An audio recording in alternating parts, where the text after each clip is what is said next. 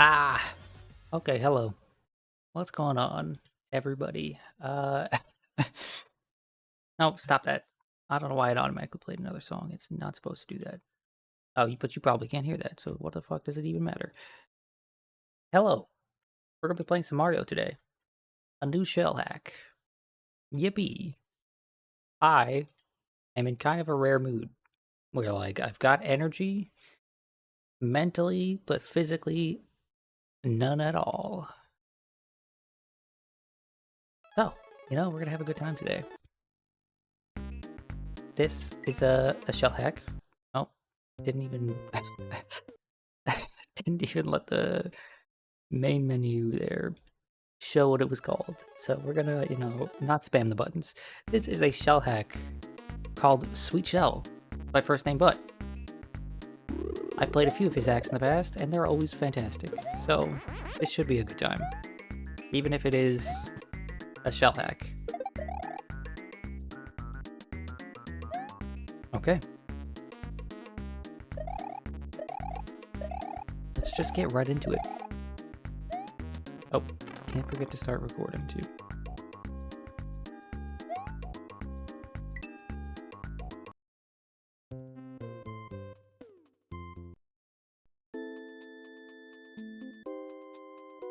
So, I had decided that I wanted to do shells after finishing the last hack, so that's what we're gonna do. Thought making one hack in a weekend was fun, so I did it. Again, hope it's fun for you. Ooh, can I get those? Can I yoink that? No, it doesn't look like I can. It looks like it's a background element. I'm gonna try anyway. Oh, hell yeah, I can.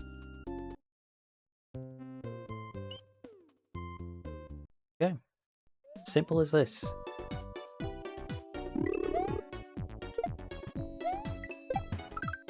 Hold B. Okay.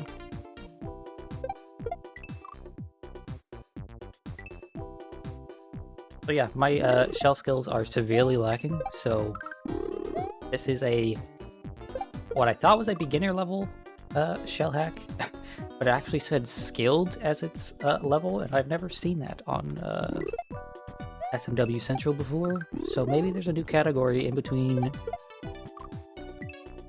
beginner and intermediate, or maybe a new category strictly for like hacks that are meant to teach people things. I don't know.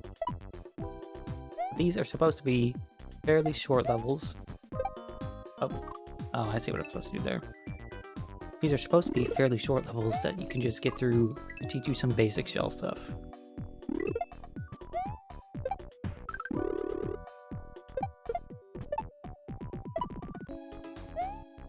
So yeah, kick that here, thank you.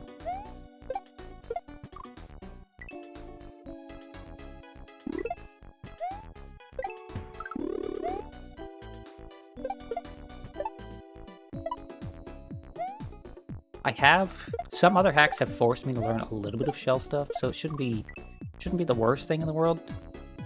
But it has been a while since I have done any of those. The last hack that I did had like no shell stuff, so we're gonna have to readjust. And it is, at least for me, not like riding a bike. It's not like, oh, you get back into it easily real quick. For me, it's quite the opposite. It feels unnatural, and like I've got to be paying attention and trying every time.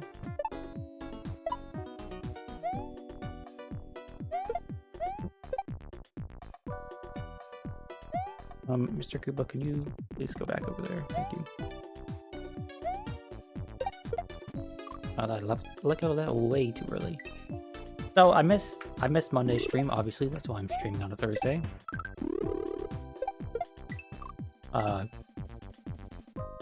Which means it's gonna be a tiring couple of days of streams to be, because the reason I stream Monday, Wednesday, Friday is because I kind of mentally need a break in between each day. Talking to myself, basically. I mean, people are in chat and I do get to talk to them, but talking to myself takes a lot of energy.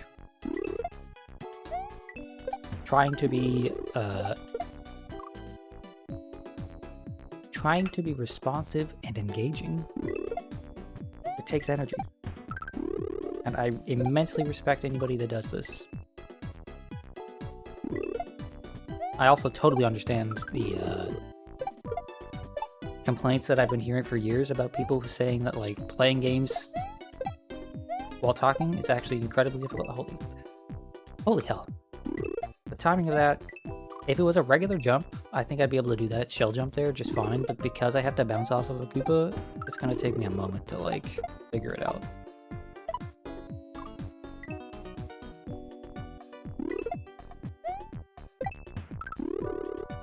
But yeah, I now understand the, what a lot of people call the Let's Play curse, where it's just like, yeah, you can do this thing a million times in a row off stream, or off recording, but the second that you're trying to do it on stream or on recording, like, you're gonna mess it up.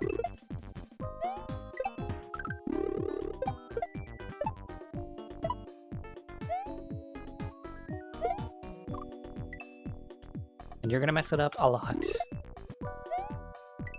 But that's okay. That's A-okay.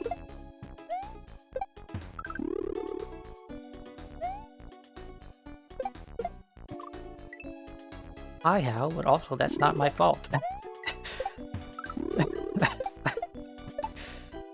Sorry to hear that you're only going to be able to listen instead of watch, but you know, it's fine. I'll just provide you with top tier commentary.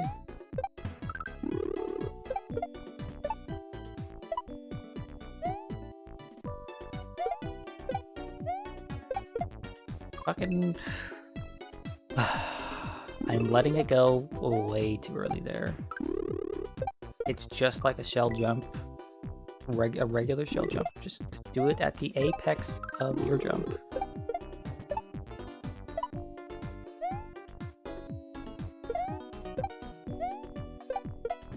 Like that, but you know, actually land on it.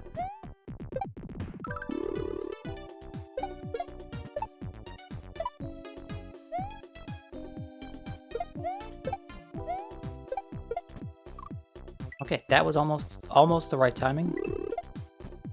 But just do that.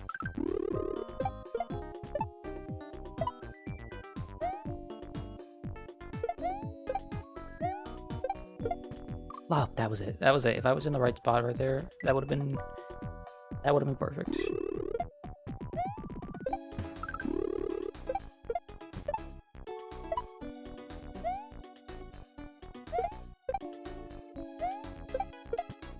I was too far away? Too close.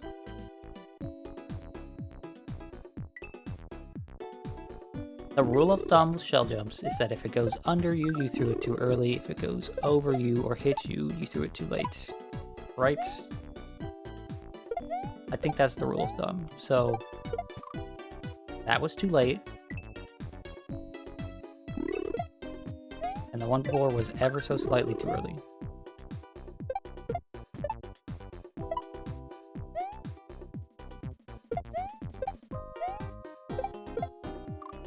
Yep, that was ever so slightly too early.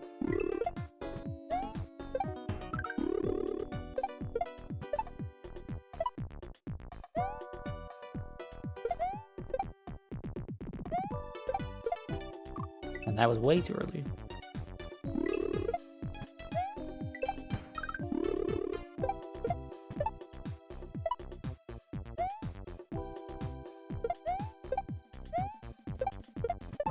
There we go.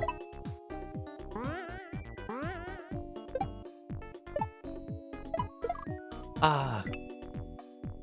I bounced way too low for that, but that's progress. So, like I said before, or did I say before? I don't actually know. These levels are supposed to be pretty short and sweet. Hence the name Sweet Shell. Although, Personally, Butt seems to just like the term sweet for his hacks. Right? That seems to be a motif that he just likes to use, the word sweet, which is, you know, fine by me. Sweet Shell is a pretty simple, pretty easy to remember name.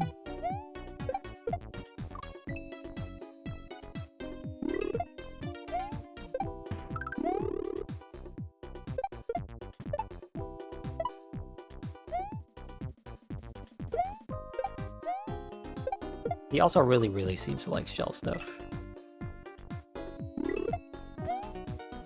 When I have watched him stream, he seems to have expressed that, like, yeah, shell tricks are some of his favorites.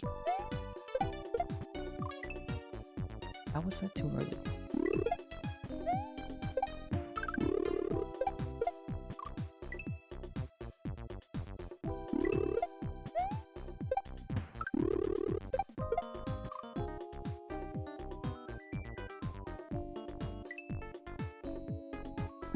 I land in the category of people that like shell stuff. Not exactly my forte. Not exactly my preference. I think I'm just too far away when I'm throwing that.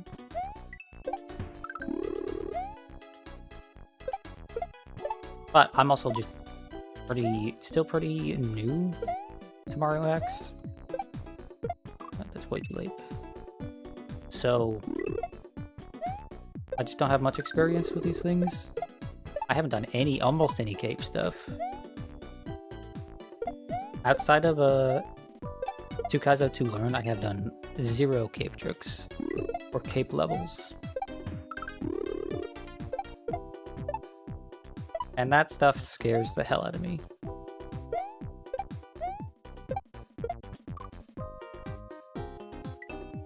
The crazy stuff you can do with capes in Mario World that you never have to use ever a single time in vanilla Mario World, it's ridiculous.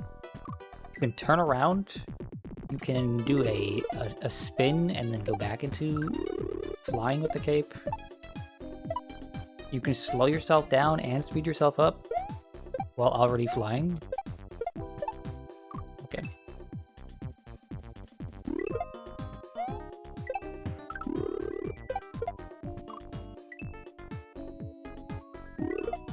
You can fly using a spin jump with the cape. Something you never really have to, you don't have to do anything with the cape actually in Mario World. But like, something the game never gives you an opportunity to really even learn.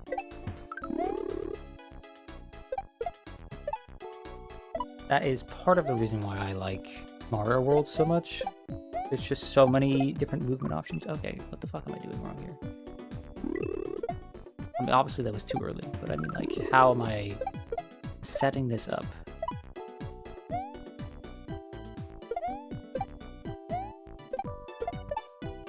Okay, that was it. I thought that was too late, so I pulled back, but it was not. That was the right timing there.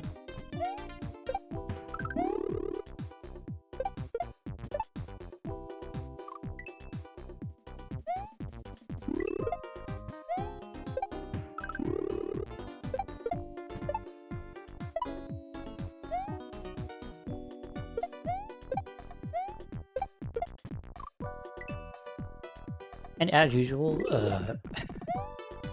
First Name Butt seems to have a knack for picking funky tracks that just sort of perfectly fit Mario.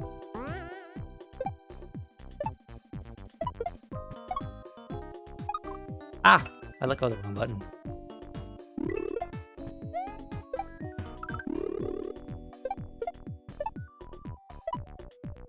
But that was progress, so, you know, happy with that. Okay, Mr. Koopa, please go back over there.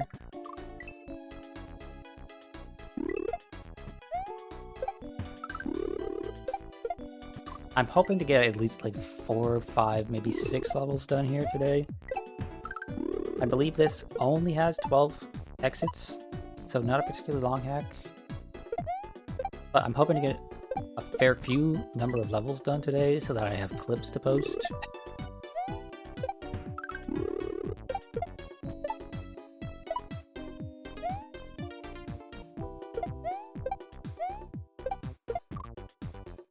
Because my shorts were actually doing pretty well. Multiple of them in a row got over 1K views, and then the last few got a few hundred views as well.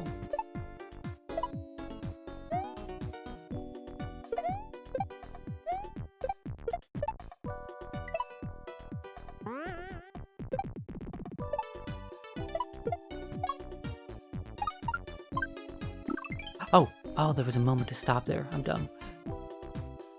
Fast viewers on Twitch, no thank you. In fact, goodbye forever.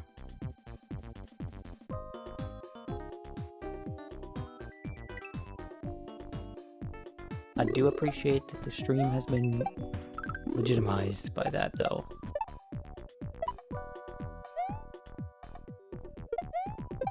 It's not a real stream until someone is in there trying to sell views.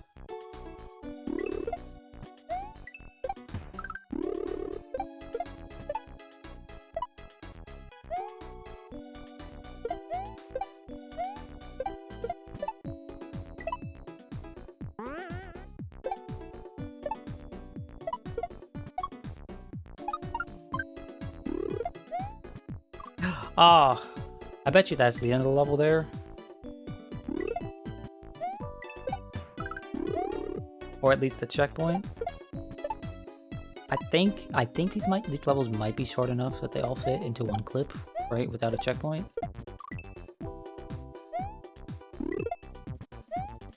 That's the vibe I was getting based on the comments I saw. But I do not know. Because I saw who made it, right? I saw that it was FMB, First Name But. And I was like, yeah, the last 3 hacks of his that I played were fantastic, so of course I'm gonna play this.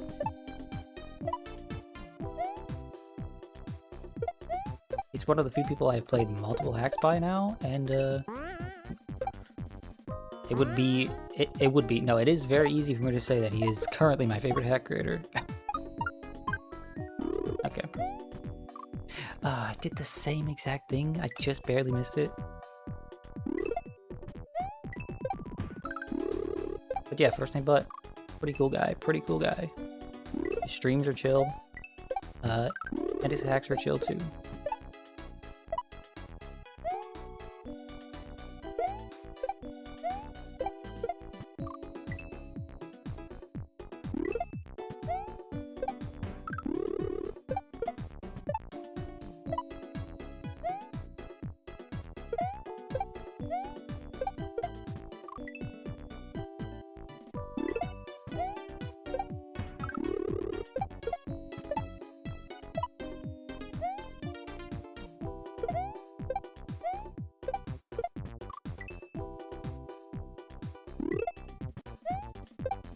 I'm close to the end of this level, I think, so I'm trying to concentrate.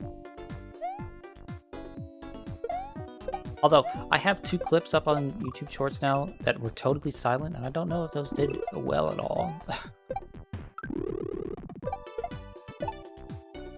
After I saw that, like, 3 or 4 of my shorts got, like, over 1K views in a row, I was kind of like, cool, I'm never looking at views again. Because all I care about is knowing that, like, the algorithm does pick it up to some degree. Right? Because if I had noticed that, like, you know, I got, like, 10 views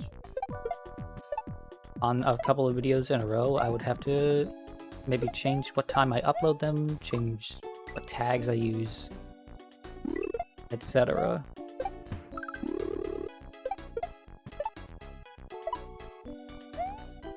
Because that's all I care about. I don't care actually how many views it gets. I care that it is, in fact, going out into the world.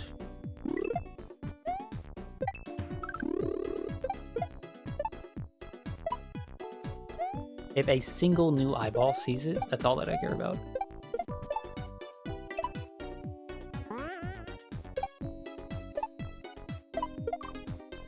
What? Oh, I hit the thing. I hit the muncher on the top there.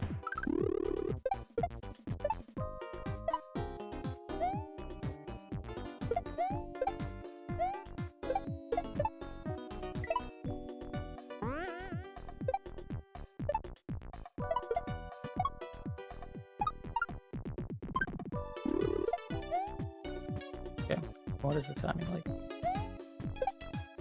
There we go. Hell yeah. Wait. Oh, okay, I was gonna say, doesn't this kill me? But no, we're good. Course 1, clear.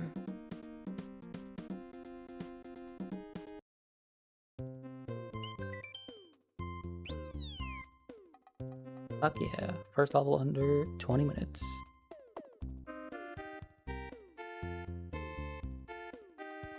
On to level 2, Proboscis.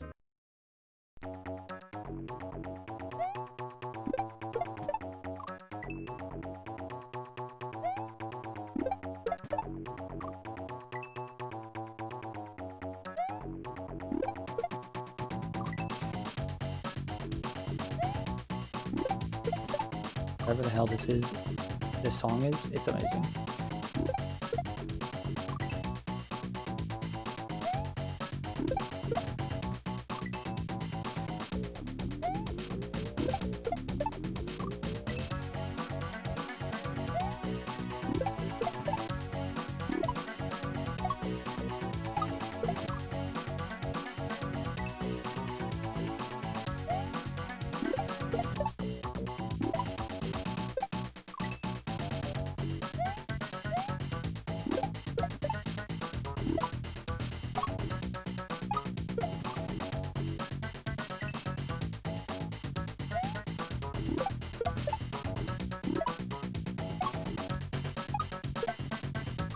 Okay, the timing of that one's gonna be tricky for me.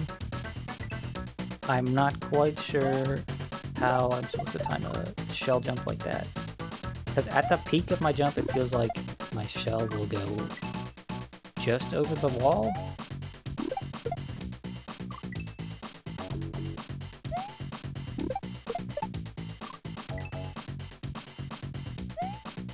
Or maybe I'm misunderstanding how high I actually go there.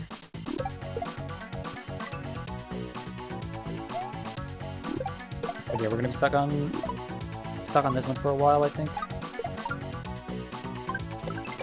Oh.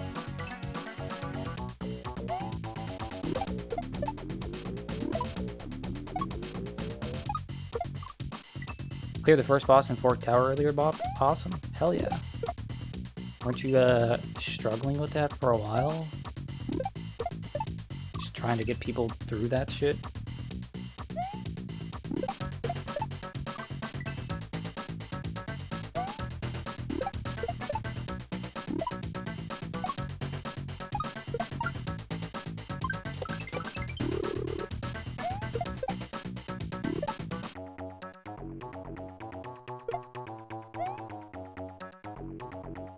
Oh boy.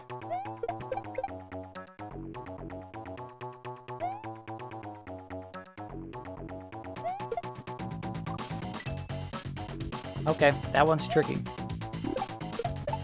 You need the piranha plant to stop the shell from moving forward, and then you go and you pick it up again and move to a left wall shell jump instead of a right wall shell jump.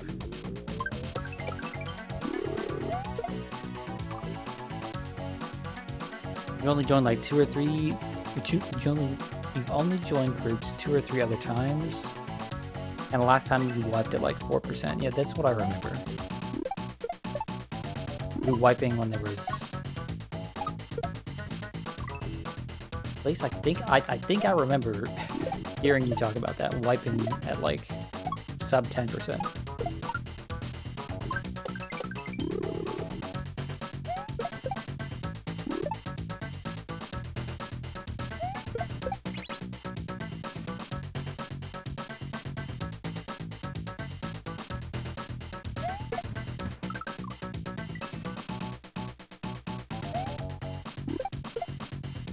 Doing a shell jump on the left side there is going to be difficult. This is like when I'm playing fighting games and I learn a combo and then I try to do the combo on the other side, right? Facing left instead of facing right, and it's like, oh, none of this works anymore. I've forgotten everything. Right, that's what shell jumps to the left instead of to the right feel like. It feels like it's an entirely different skill.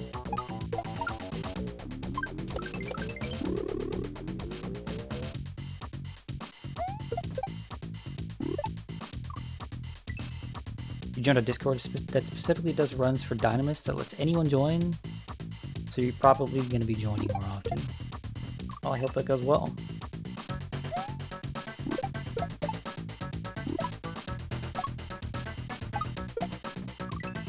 Reminds me that when I get back to FF14, I really need to finish up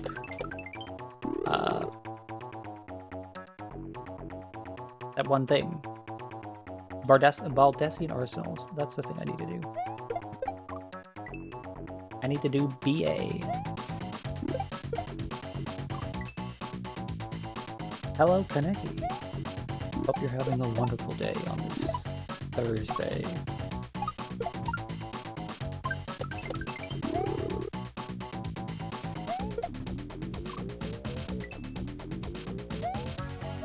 This music's pretty great. Yeah, this music's fantastic.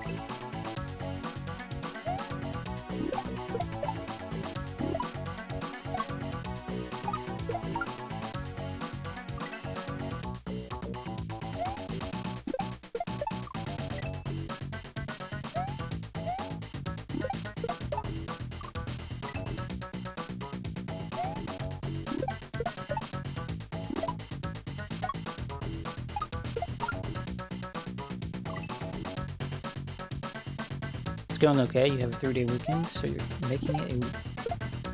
making a weird bag. Like sewing or crocheting a weird bag, or is that an expression that the kids use these days? You know, oh, she's making a bag, guys.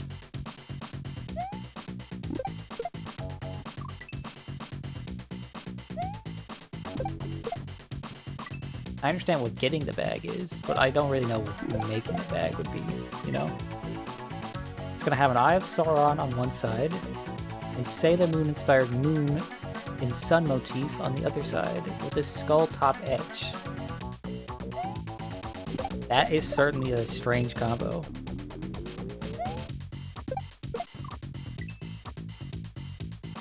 You'll send me the photo? Okay. Can I show said photo on stream, or does it have anything, like, personal that you don't want me to show? Because I am very interested in that. The idea. Eye of Sauron on one side, and Sailor Moon-inspired moon and sun motif on the other side?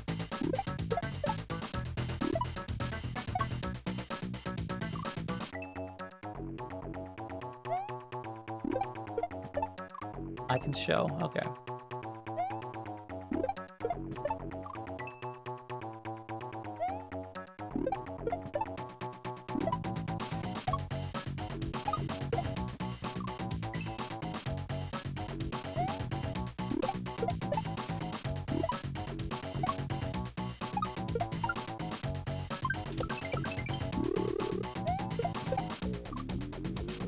I'm not getting enough height there. I need to stop shortening my jump there.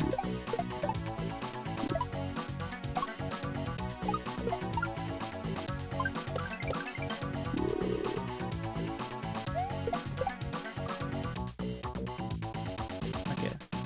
Let's see. Have I been sent an image? I've been sent an image. Oh, that looks really dope. We're for sure gonna show that on stream. Just one moment.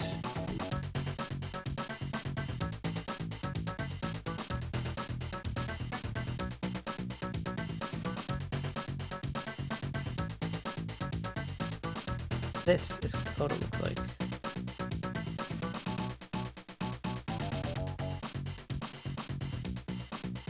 That looks really, really cool, I'm not gonna lie. And somehow the idea, right? Eye of Sauron on one side, Sailor Moon on the other side, it actually kind of works. Like, it fits together.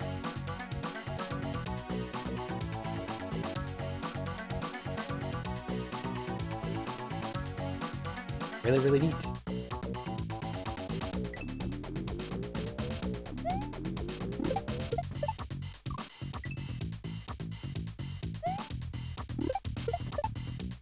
I know too many talented people. Oh, speaking of talented, I have to message Pilot about whether or not he can do emotes in time. Because if not, I'll have to either make them myself or ask someone else.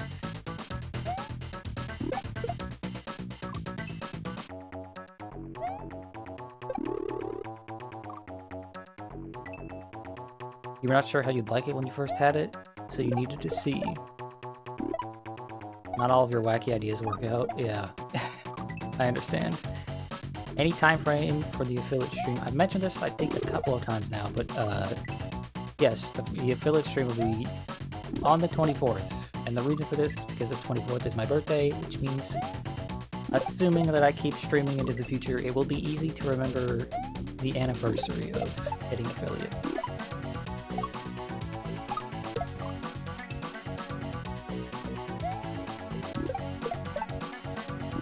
So that is to say, about 3 weeks from now.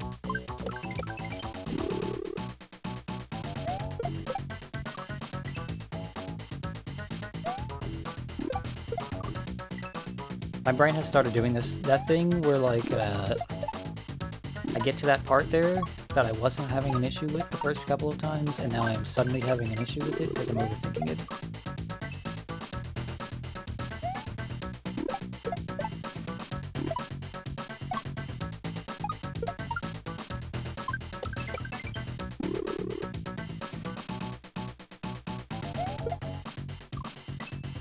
Yippee.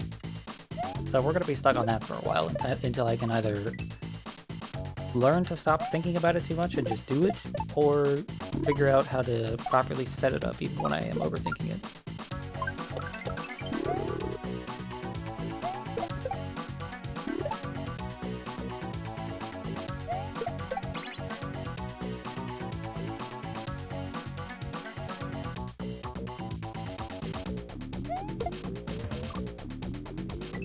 And then, of course, we're going to get past that and immediately go into the left wall shell jump, which is just a pain. Pop B-Day unlocked, added to calendar.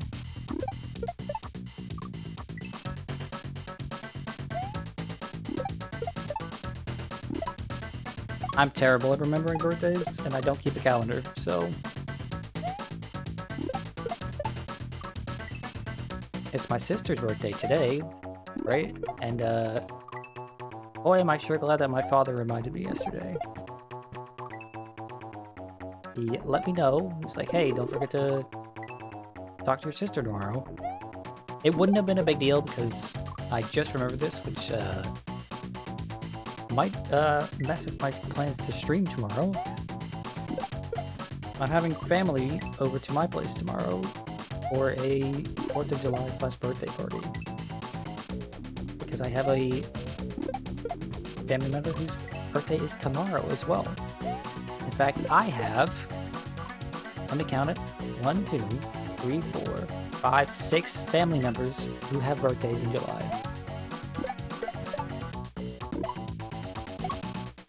And one in August, and one in, June. So, summer was a very busy time for us growing up. My parents' wedding anniversary is also in July, 2 days after my birthday, actually. So, and my cat's birthday. I found out recently that my cat's birthday is in July, 3 days after my birthday. So I'm gonna probably take him to the park that day and give him some salmon treats, which are his favorites.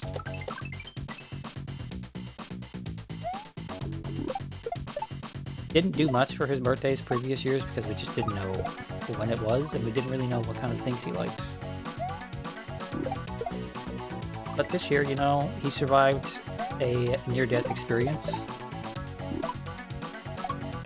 So, and I actually know his birthday, so, like, he deserves it. Didn't I have 2 sibling birthdays last month? I had 1 last month. And I managed to forget it, and I only messaged them like a day and a half after it happened, being like, hey, I'm so sorry I forgot.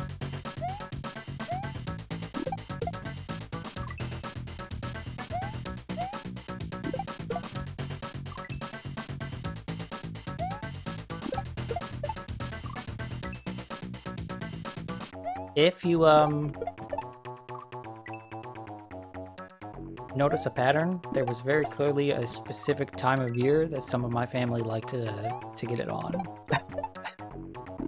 Both my parents and my cousins, my aunts and uncles and whatnot, right? My parents, yeah.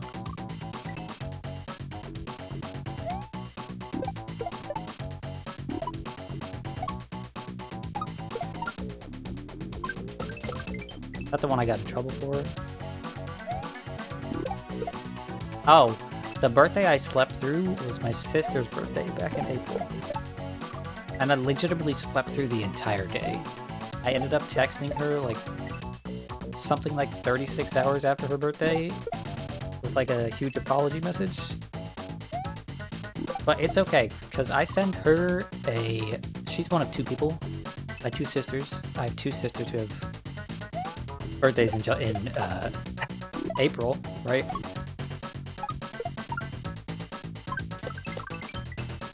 Right?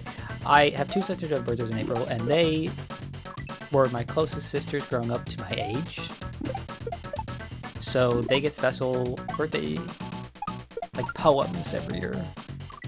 Or, like, maybe short stories, what you would call them. So I worked the fact that I slept through her birthday into the little, short story that I wrote her.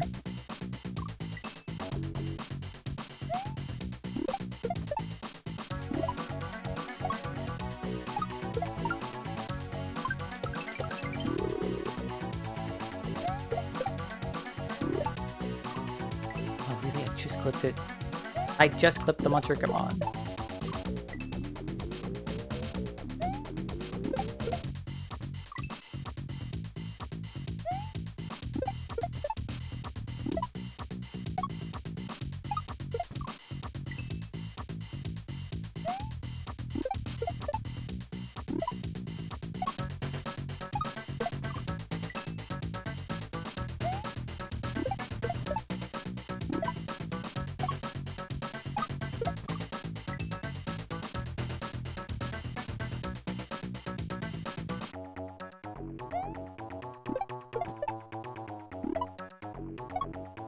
I have a marathon of birthdays through spring and summer. Yeah, basically.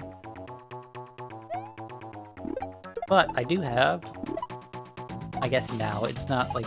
He's not blood related, but my brother-in-law's birthday is actually the day before Christmas, so...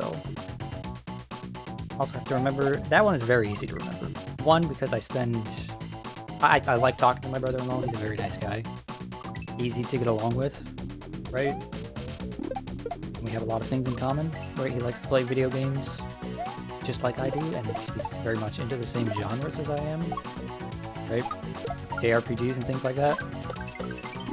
But also because the day before Christmas, yeah, that's easy. Super easy to remember that.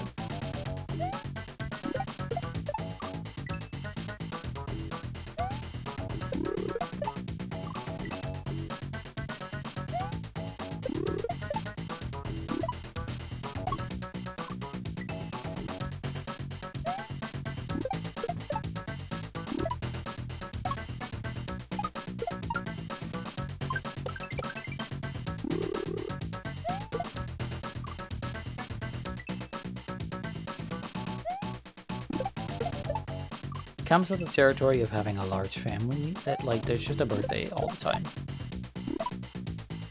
Growing up, even though most of my siblings, most of my immediate family, right, had birthdays in the summer, there was always a birthday going on somewhere, a cousin or like a close family friend.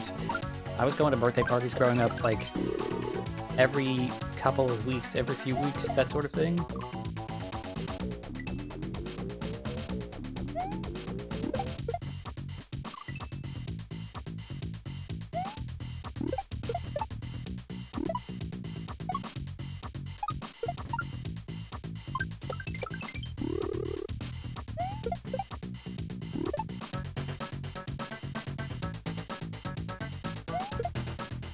No.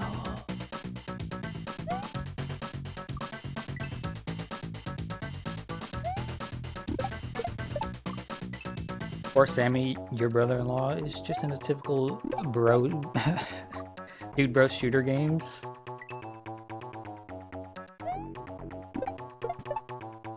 My other brother-in-law is, he's into, like, dude bro shooter games, but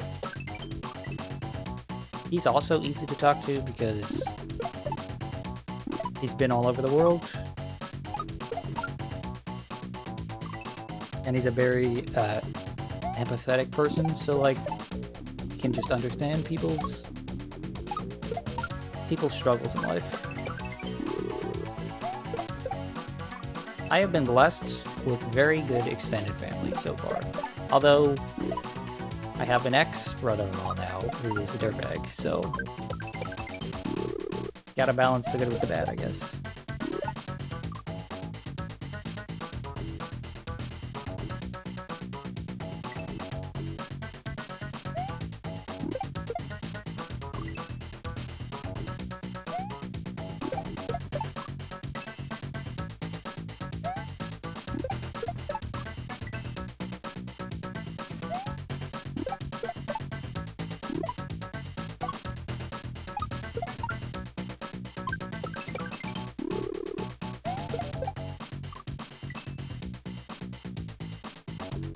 At least it's an ex, and it's not a current douche canoe, yeah, but unfortunately they have a kid together, so he is still in the picture sometimes.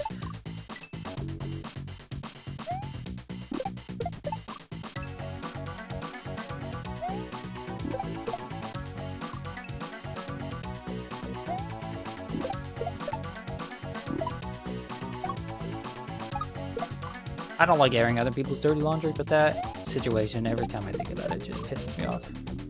He's a father who wanted to be a father, but, like, as soon as they had a kid together, he turned into, like, an absentee douchebag. Unfortunately, that situation is pretty common from what I've experienced in life. I know very many single mothers whose ex-boyfriends or ex-husbands or whatever just, they wanted to have a kid, they wanted to be a part of the kid's life, and then actually, no, wait, this is work. It's not all just gonna be fun and games. Taking him to theme parks, having fun with him, it's like, oh no, I have to help him with his homework? Well, I'm gonna fuck off now.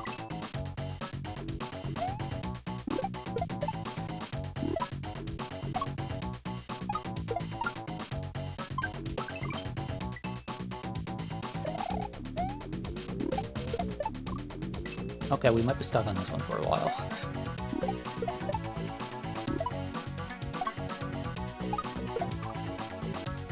My, operation get a lot of clips for the next week.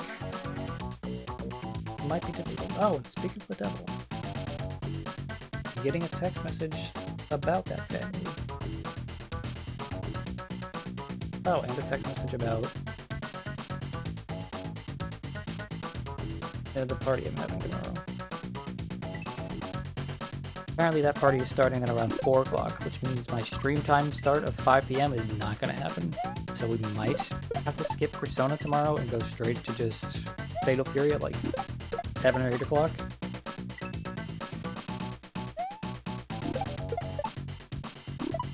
And if that is the case, I'll try to make up.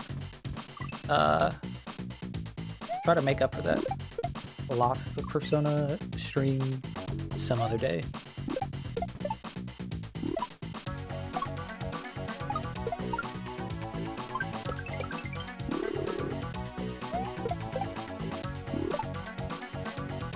Okay. There we go. Okay. Yes. Yes. Okay. That's the end of the level. 100% that's the end of the level. Okay, that's huge progress.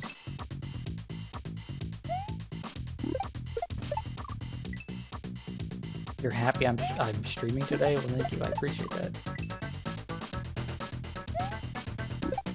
Having even just a single person in chat, I know I very often have more than just a couple of people in chat, but having even just a single person in chat say that, like, they're having a good time is just the best feeling in the world.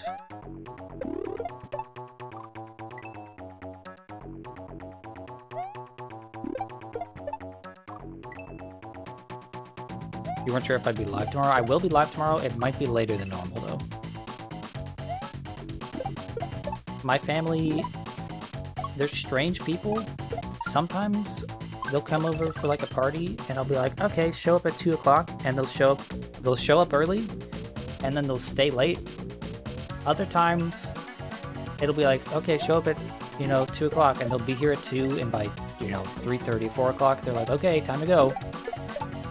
It really just depends on what else they have going on, and since tomorrow is both a combination birthday and holiday, I think they're probably going to be here all day.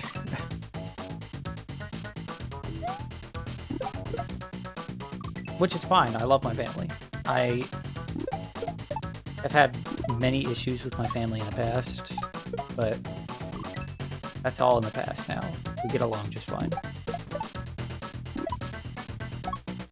I like talking to them, and they respect my opinion, so...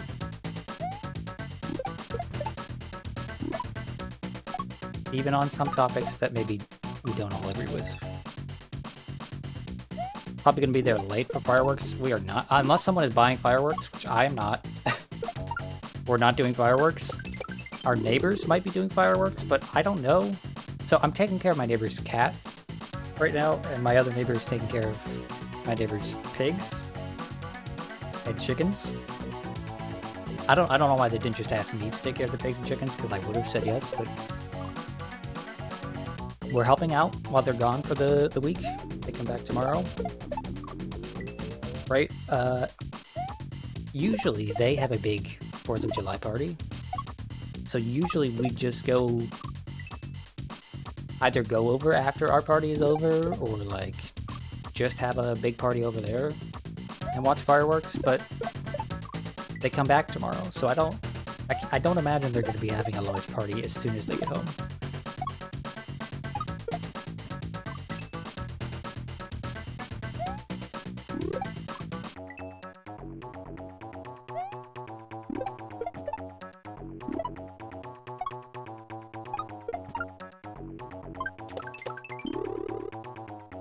Crazier things have happened, though. Crazier things have happened.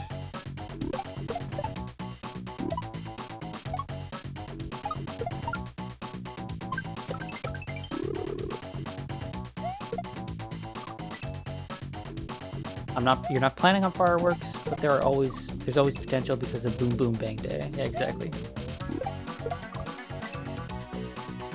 I never plan on fireworks, though, because I hate fireworks. They're loud, they're obnoxious, they're terrible for the ecosystem, they're terrible for the environment, right?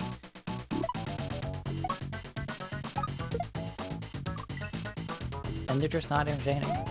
They're just not entertaining. It's one of those things we do for tradition and tradition alone at this point, I think. You'll be at home, don't like to leave your dogs alone because of the bangs. Yeah. My old family dog, her name was Chanel. God rest her soul.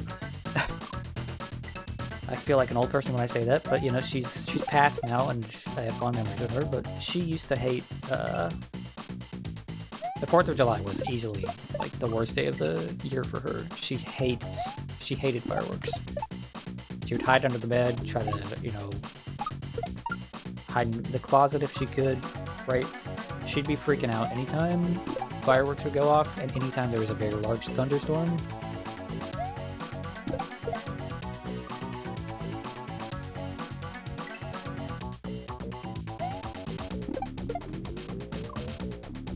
You like fireworks, but you've seen a lot of them, and you'd be fine without it. Those drone light shows are a neat alternative. Yeah, they are. I have never seen any of those in person, but they seem pretty neat.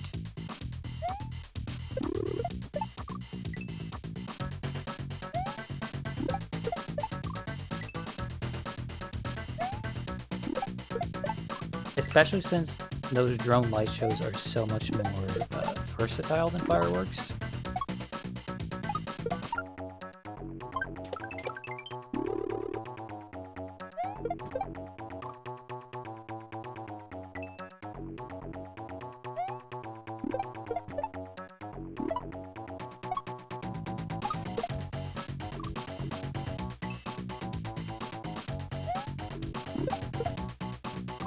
Your childhood dog Pepper would shake in the bathroom for an hour at flash cameras and thunderstorms. Yeah, so fireworks must have been miserable.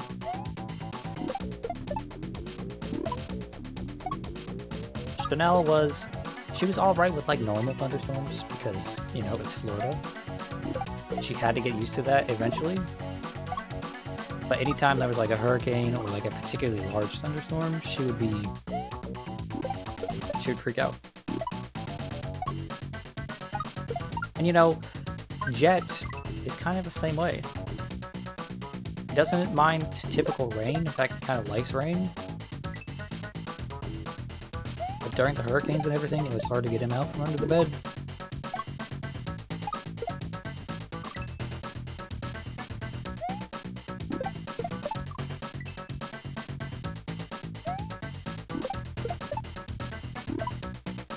Okay, it's time to concentrate.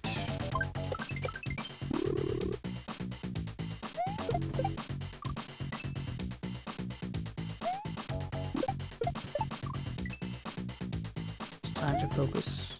Time to ignore these texts I'm getting from my family and just try to beat this level.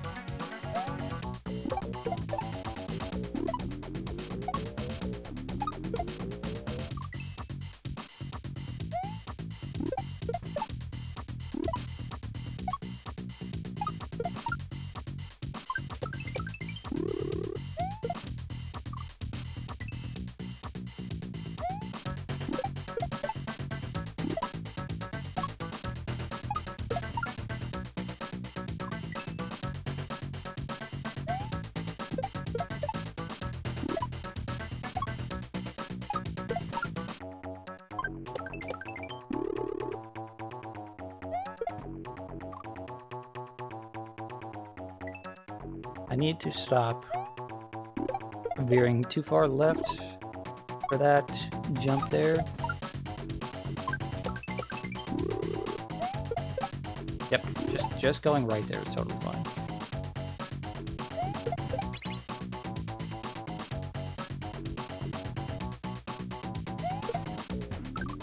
Threw that way too early.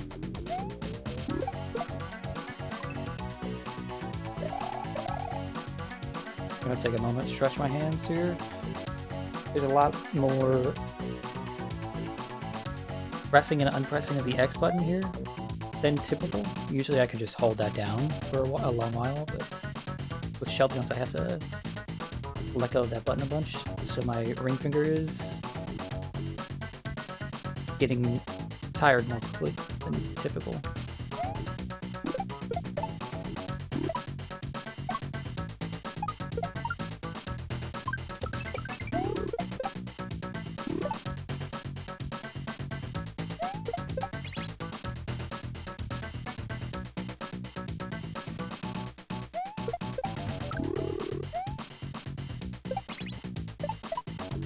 No. If I had held the jump button there, that would have been it. I could feel it.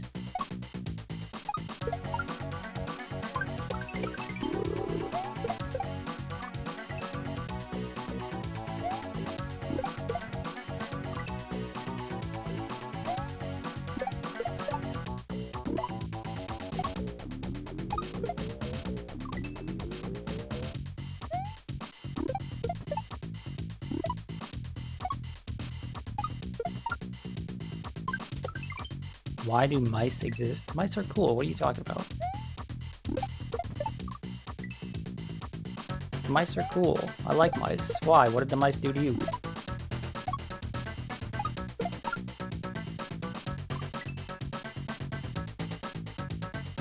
Rats are cool, mice are awful. See, most people I know are the opposite of that.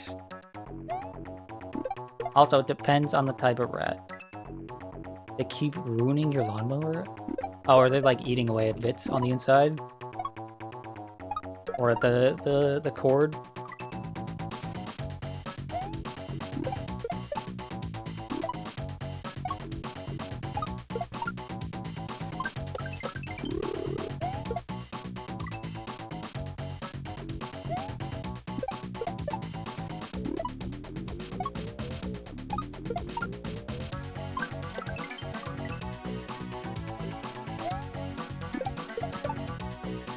I'm not gonna lie, mice aren't really a huge issue down here in Florida. We have so many snakes that, like, even though rats and mice, they are a thing down here, field mice in particular, right? It's not really a huge problem because the snakes eat them all.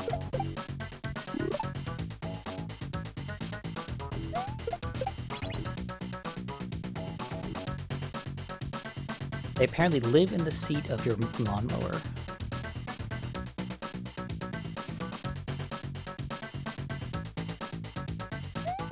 And you're a big baby and you can't sit on the chair with the possibility of them being in the seat currently.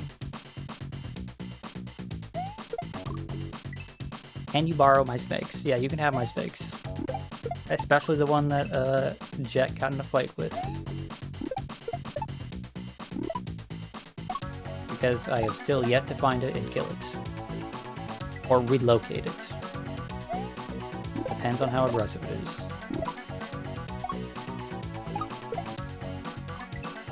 Rattlesnakes typically aren't that aggressive, right? They're very defensive creatures by nature, but sometimes they do become very aggressive.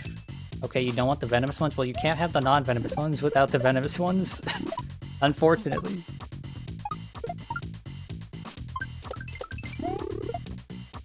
Right, they're kind of a package deal there, but...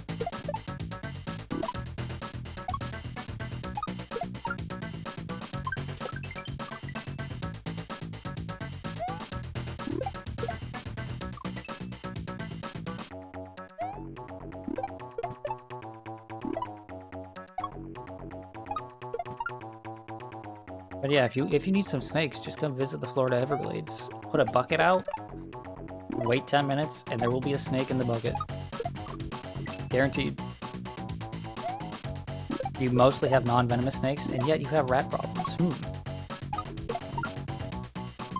Curious. Almost like those non-venomous snakes aren't doing very much for you.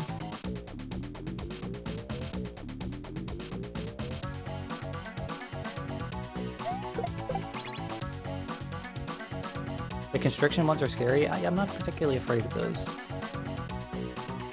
Those ones...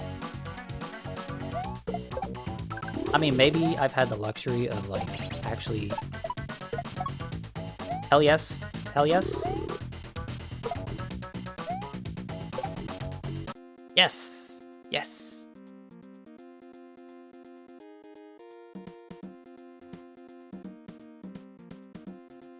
Just under 40 minutes. Hell yeah. Anyone have any deers that you can borrow? Owls. I read 2 comments at the same time.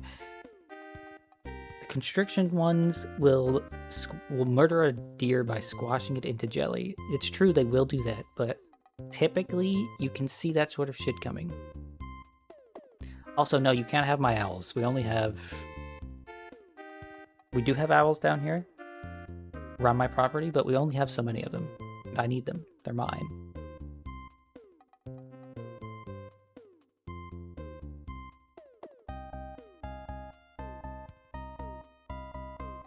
But yeah, I had the luxury of being very well educated on constriction snakes when I was younger, right? I went to a resort when I was in like 5th or 6th grade and got to... They were having like a show of snakes, specifically constriction snakes there. And so I'm not particularly afraid of them because I know that they're not typically that aggressive and they're very slow to act.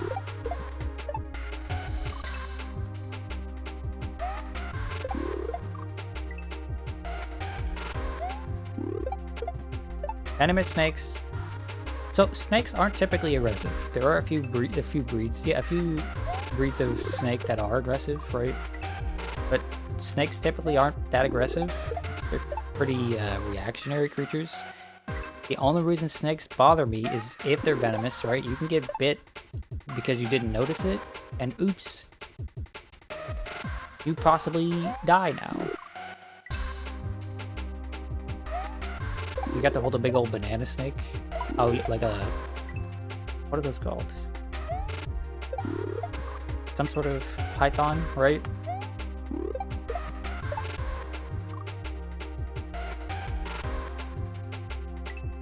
I think that was a trip to Florida. Yeah, we have a lot of those here.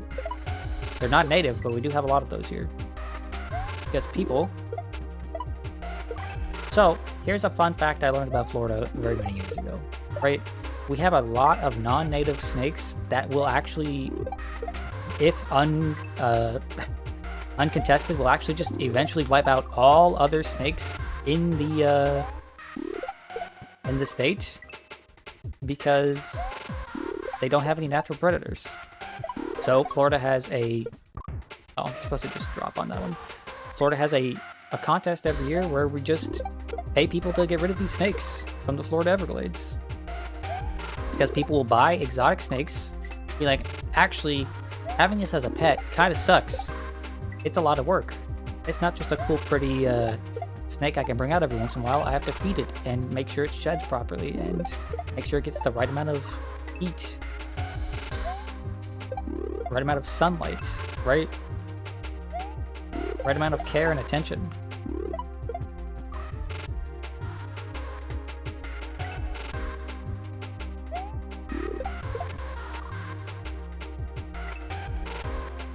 Right, so people will just go to the Florida Everglades and just be like, okay, this is clearly your natural habitat, right? You're just supposed to be here, right? You're supposed to just exist here at the Florida Everglades, this place that is nothing like your actual home.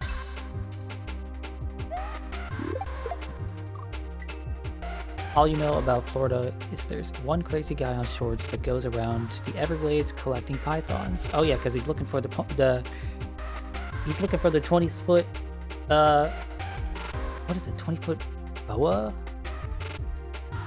Is he looking for a 20-foot boa? What is it? What was his name again? Fishing Jared. Yeah, that sounds about right. Yeah, that guy loves him some swamp puppies. And I don't blame him. It's like Fishing Jared, Fishing Garrett, or something like that.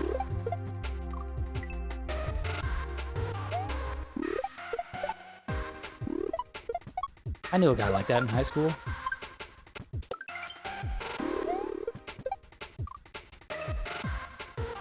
Burmese, that's the way. Burmese is spelled B-U-R-M-E-S-E. Burmese python, that's what I was looking for.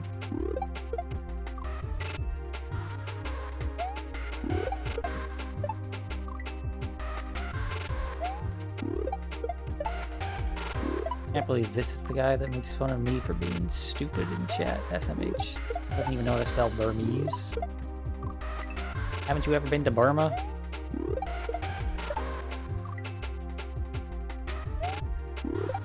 Can you show me Burma on a map?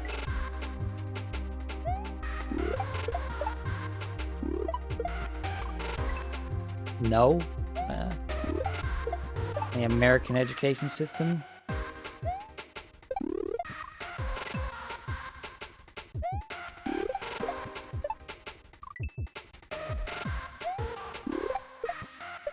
Fucking, this is a fucking weird ass joke.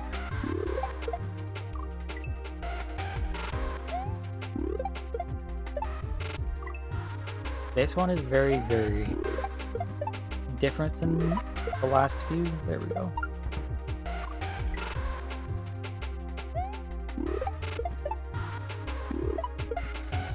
I do like that this has a,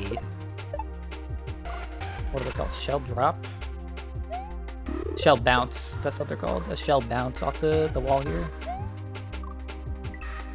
That was giving the I majored in English, not geography vibes.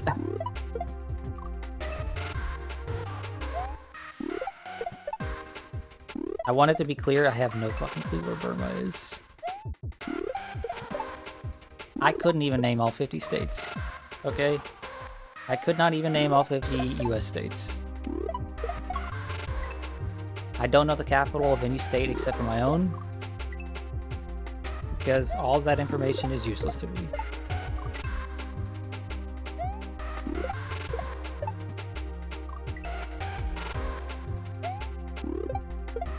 How your avarice for emotes never ceases to amaze me. How could you even need yet another Pepe emote?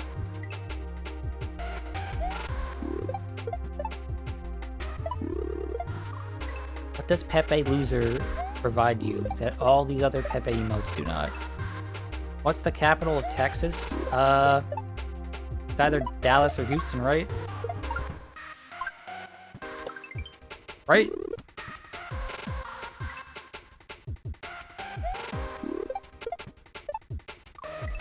Austin, what the fuck? Who cares about Austin, Texas? Come on.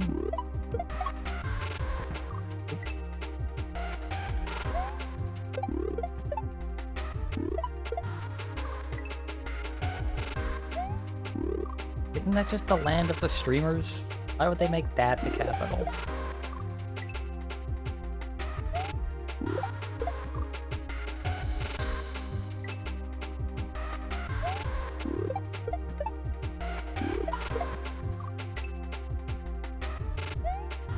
Okay, chat, what's the capital of Florida? I pressed the wrong button. You didn't bother trying to remember that stuff? I agree, because it's worthless. It's actually... it's actually the least useful information. Capital of Florida, anyone?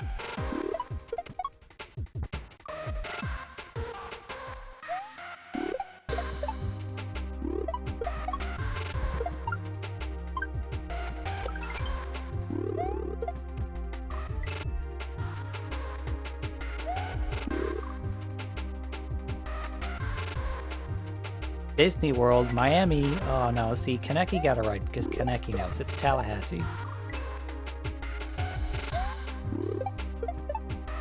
Can anybody tell me anything interesting that's in Tallahassee? By the way, that's a trick question. There's literally nothing interesting in Tallahassee.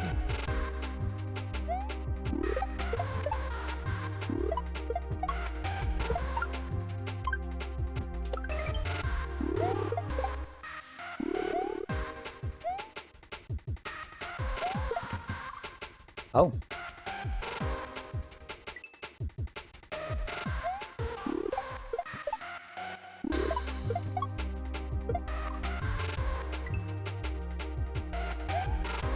You passed through Tallahassee when you moved out of Florida and you were so disappointed? Yeah. I've been through Tallahassee a few times. They have a big sign. It's a nice sign, if I remember correctly. But yeah. Like the absolute most boring city I've been to in Florida. What's the capital of Maine? Fuck if I know, I forget Maine exists.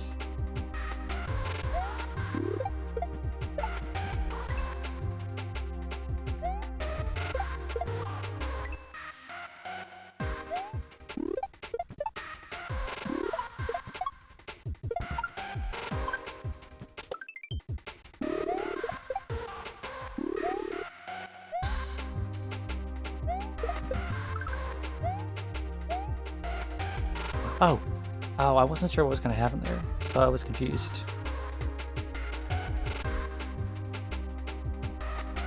Oh wow, a sign. No one goes to Florida to see Tallahassee.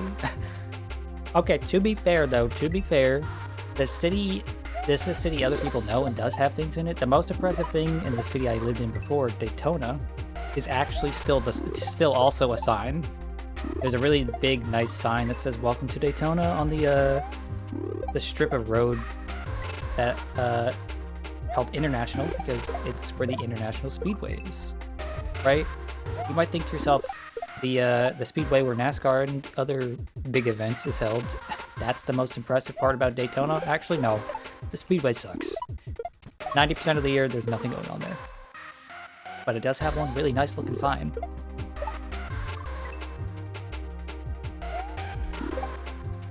Augusta is the capital of Maine?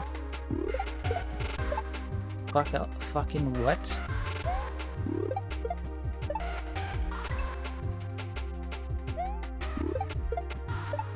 I'm not gonna lie to you, I couldn't name a single city in Maine now. Outside of the capital that you just told me. Still couldn't name a single city in Maine.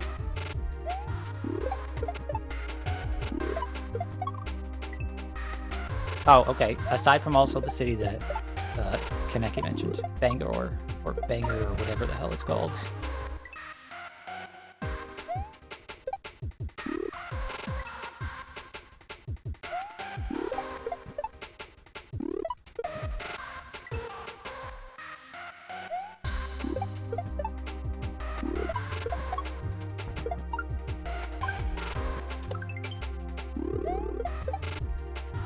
No, I'm supposed to grab that son of a bitch. Wouldn't be surprised if you know Cali's capital. It's not San Diego, right? It's not LA. It's... I should know this.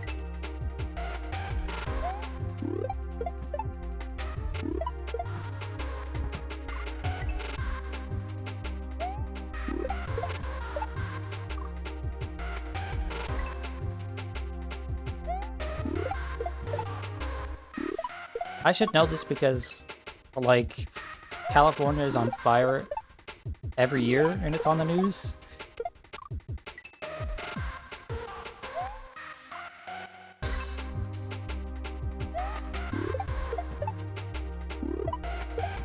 No, it can't be San Francisco either.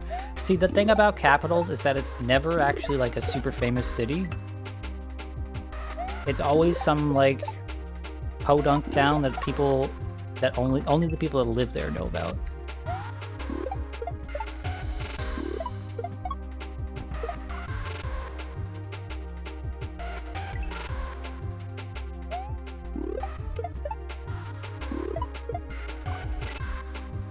The capital isn't on fire, probably, or else we'd hear about it.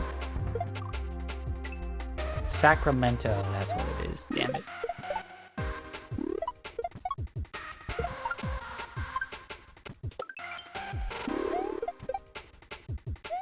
Oh, I keep missing that fucking shell.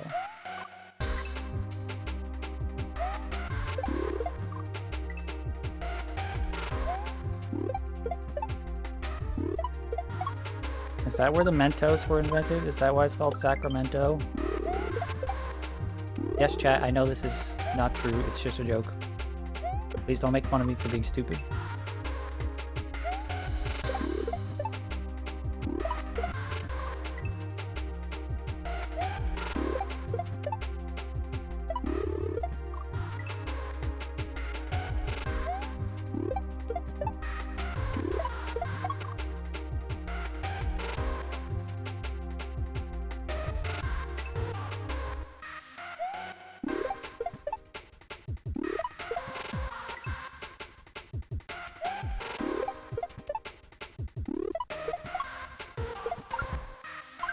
Yeah, I don't think I'm finishing like 6 levels today, which is unfortunate. It means I'm not going to have enough clips for the next week.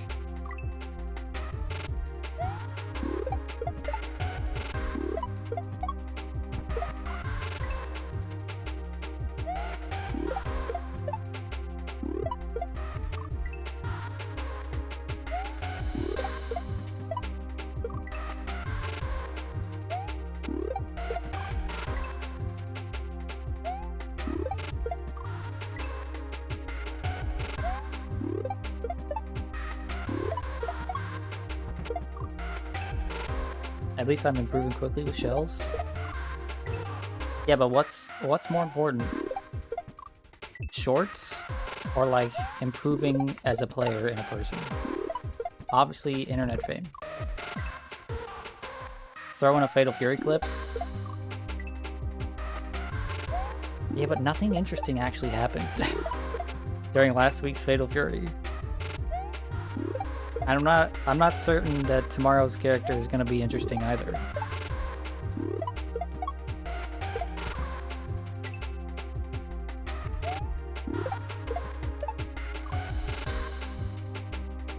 Weren't I crashing out last week? I was not crashing out.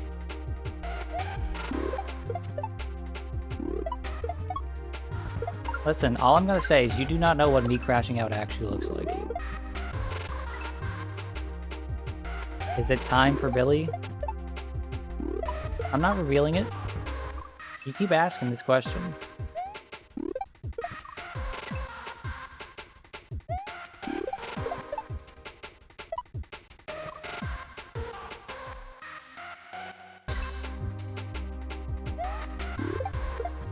All I'm gonna say is that when it's time for Billy, you better be prepared for me to ask for games every single day.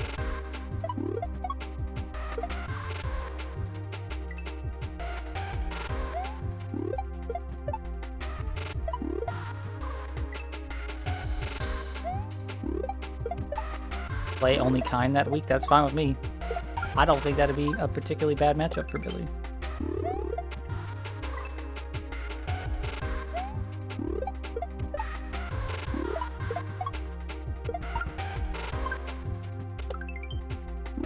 Also, you haven't touched Kind in like 4 or 5 weeks, so...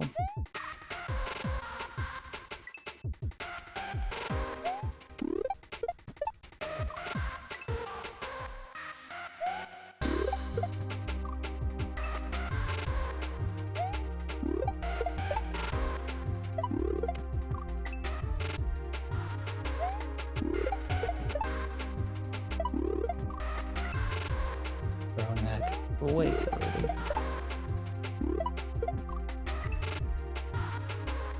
Or too late, brother.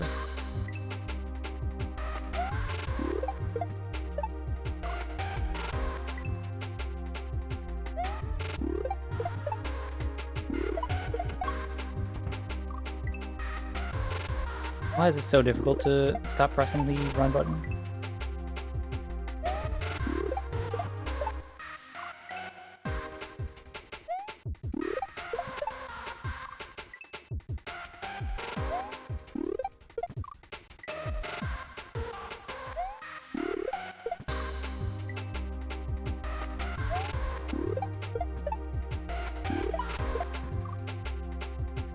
Haven't really been playing Fatal Fury much in the last 3 or 4 weeks. Rival's Obsession is too strong. Although lately it's just been you marathoning My Hero Academia, which I approve of, because I love that shit.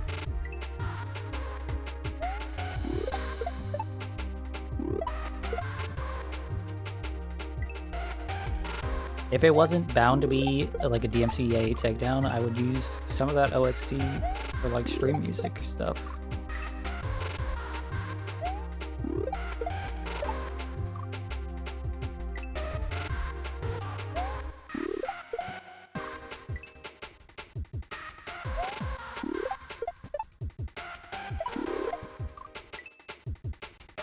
It's very hard to be like, okay, I'll watch 1 or 2 more and then play stuff.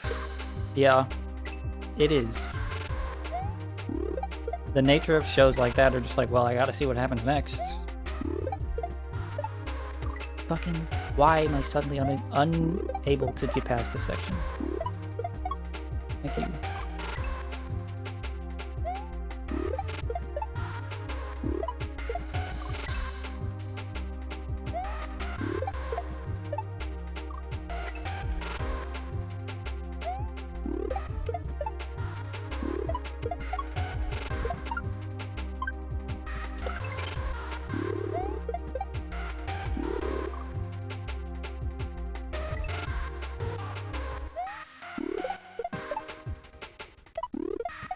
Wow, that means you can understand why anytime a new season of My Hero Academia, or really any show like that, but particularly My Hero Academia, came out, I was just like, okay, I'm off the internet for a few weeks until no one cares to spoil it anymore, and I'm just gonna wait until it's done.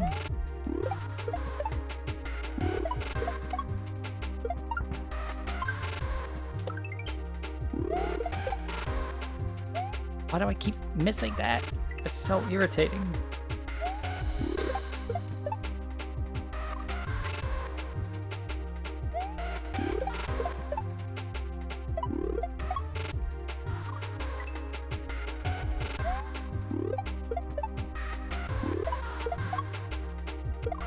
Pressing the wrong button there. Let go of the run button, hold the jump button.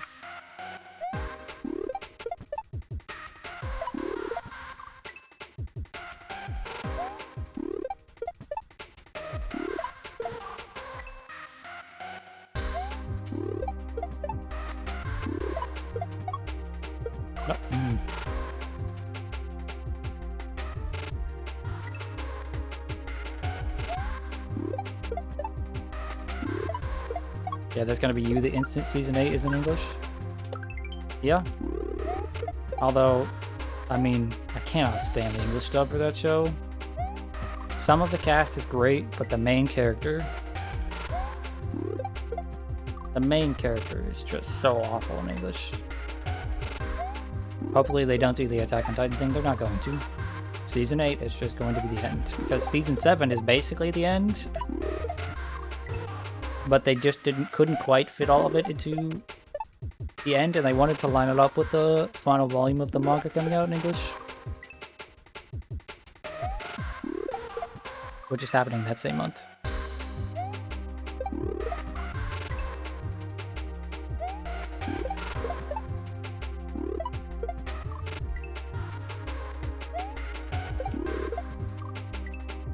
Hey, stop that. Stop what?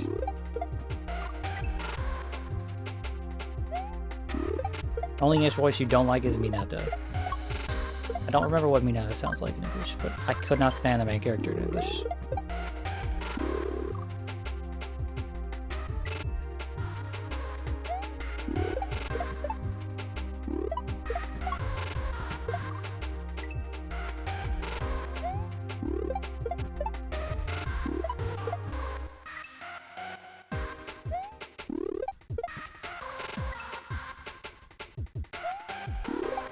He has a heavy lisp and sounds like he has a cold.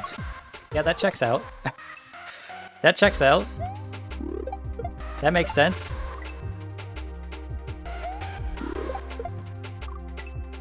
Just fucking hit the button in the proper order, please. Thank you. Time it properly and hit it properly. It's not that hard. Me.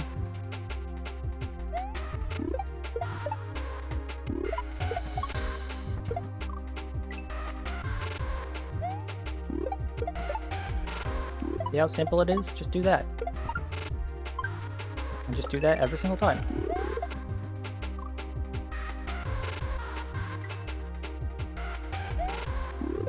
The ramping hate for Minata is very amusing. It is.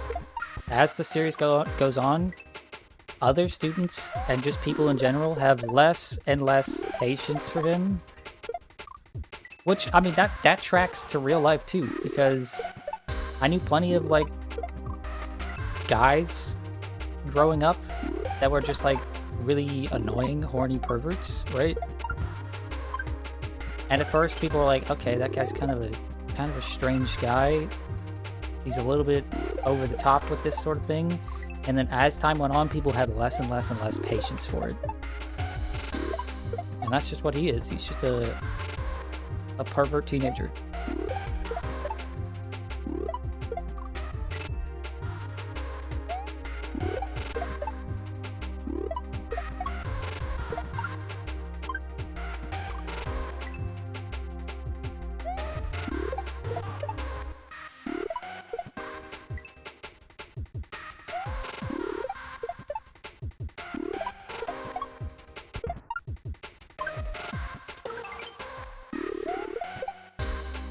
Grab the shell. Oh, fuck me. Why is that shell so hard to grab?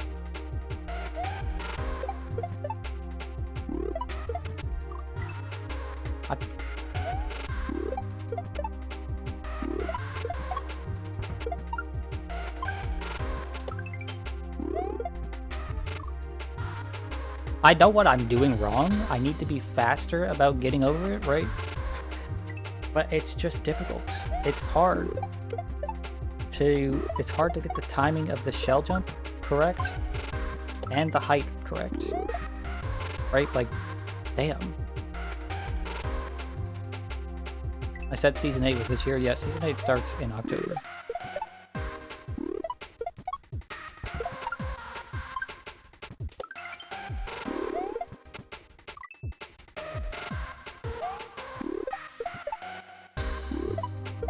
Season 8 starts in October, and the final volume of the manga releases in October in English. So you picked a really good time to start.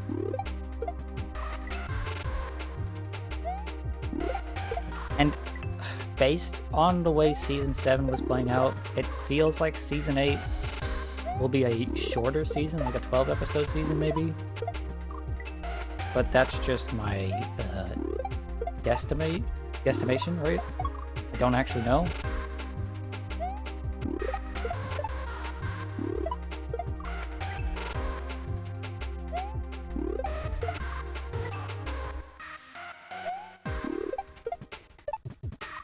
Okay, I am taking a very, very short, like, stretch and mental health break because I am getting frustrated at this.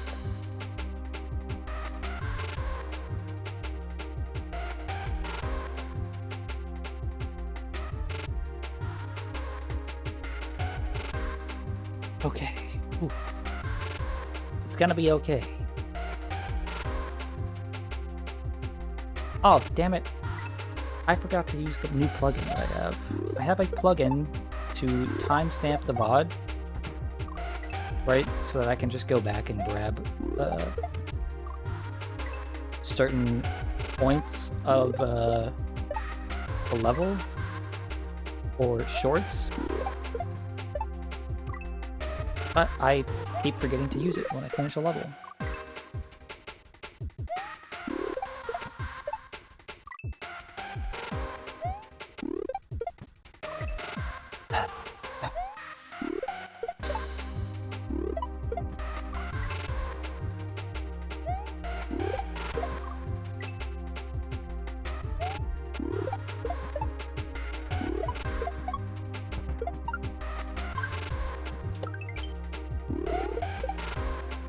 There we go.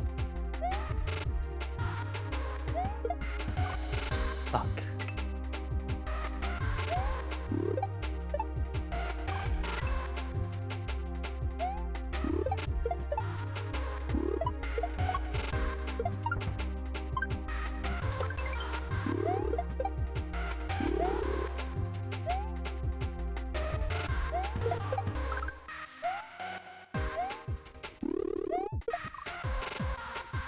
Okay. Okay, that's gotta be the other level.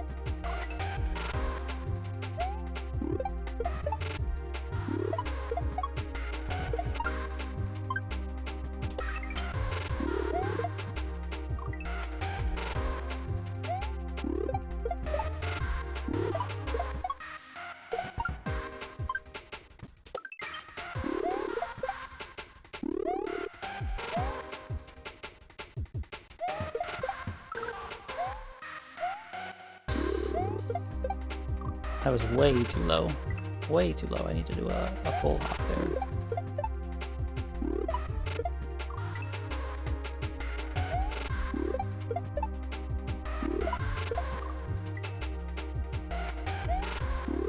I am kind of getting the hang of shell jump here, but this is still going to be a huge hurdle for me.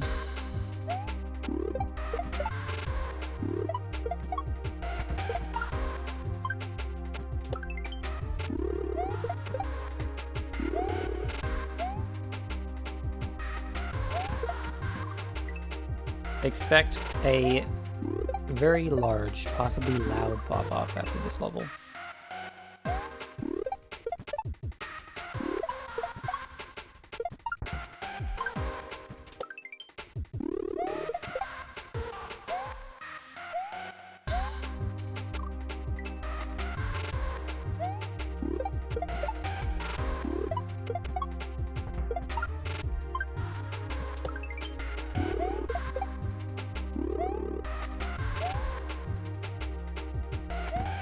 Ah, fuck me, the shell touched the thing right as I went for the jump. That's unfortunate.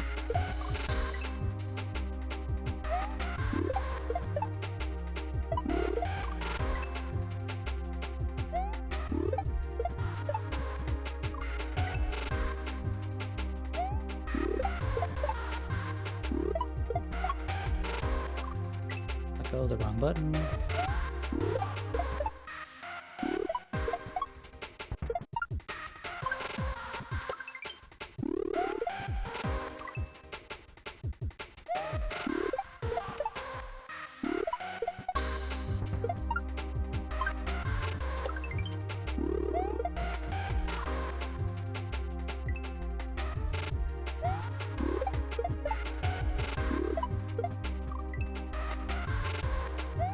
Man, I wish I had better wrists. I wish I hadn't done irreparable damage to my wrists by painting and playing video games. It really interferes with things like this.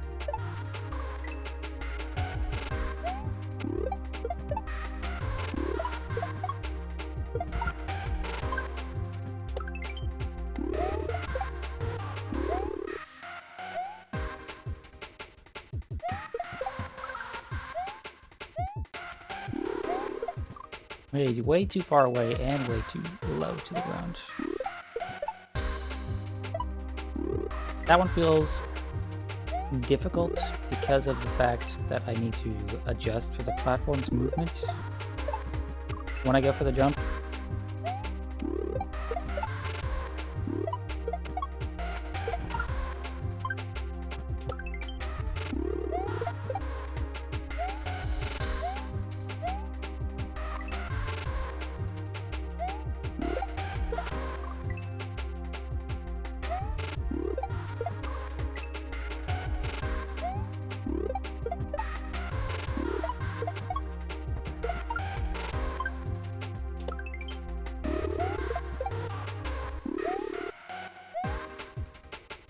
Okay. There we go. Give another try at this. Hell yes. Hell yes. Hell yes. If I had missed that there, I would have been very upset.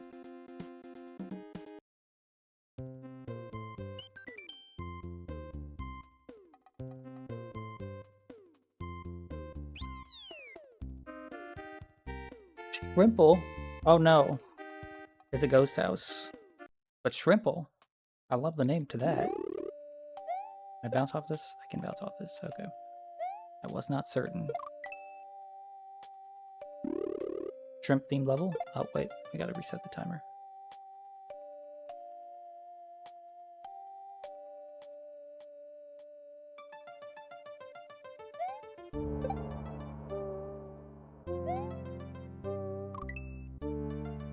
Okay, what does it want from me here? Does it want me to shell jump there? I feel like it does. Yes, it does. Oh. Oh! This is already very complicated.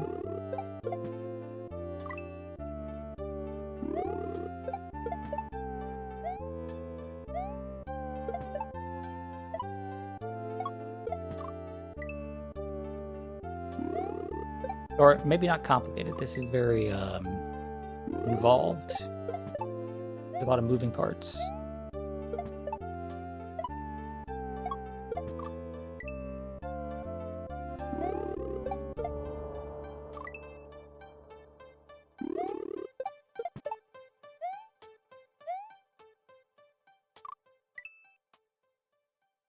I always feel very embarrassed when I miss just dropping on a shell like this, or when I bump it in the wrong direction. It's a simple mistake, just like any one of these other mistakes that I'm making, but for some reason that one makes me feel like way worse at the game. And I guess that's probably just because it looks very easy.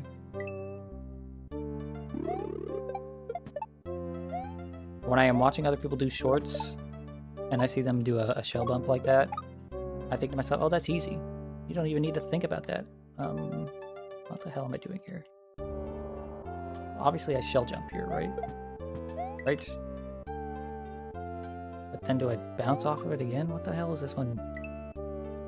This one seems complex. Yeah, that's what I'm thinking.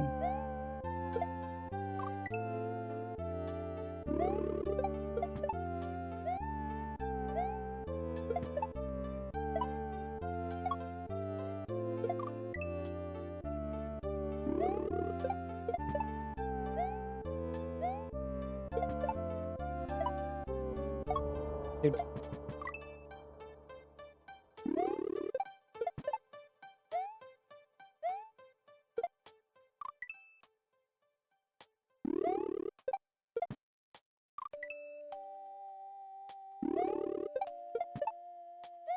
So the thing about these shell bumps, right, that makes them way more difficult than they look is that you have to let go of the run button. And for example, this is when you're not running, this is when you are running, and that affects your movement in the air as well, right? So you're moving much faster if you're holding the run button, but if you're holding the run button, you're going to grab the shell. So you have to let go of the run button and then bump it.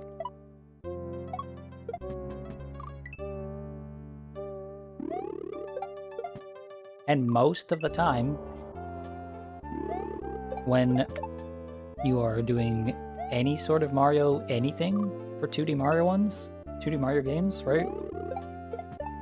You're holding the run button. You're never, like, not holding the run button.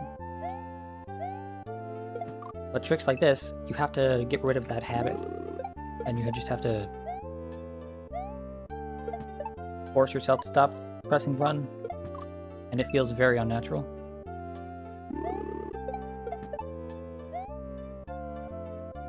You've never done any Kaizo Marios or hacks, mainly just the Super Nintendo ones. And you really like the one that had Yoshi with you. Or Cat Mario for obvious reasons, yeah. Yeah, Cat Mario is great. Okay, I have to... How the... No, I'm confused. I'm confused here.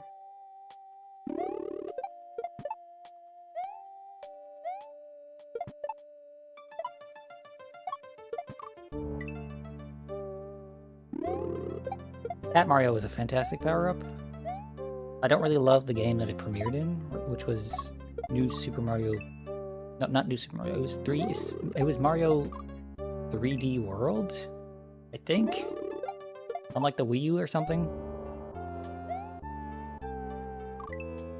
Don't love that game, but the cat power-up is fantastic.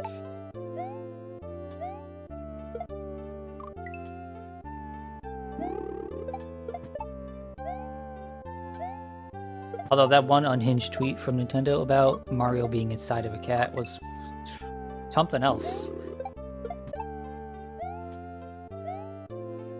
Nintendo tweeted something along the lines of like, no better feeling than being inside of a cat, and it was a picture of Mario in the cat costume. It was strange.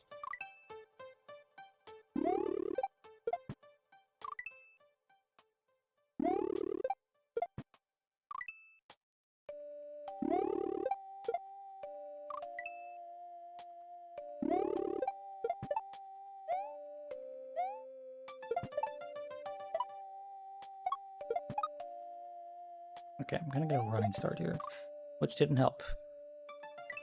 You didn't know that, and you wish you still didn't. Well, now you know. I have to curse people with the knowledge that I've been cursed with.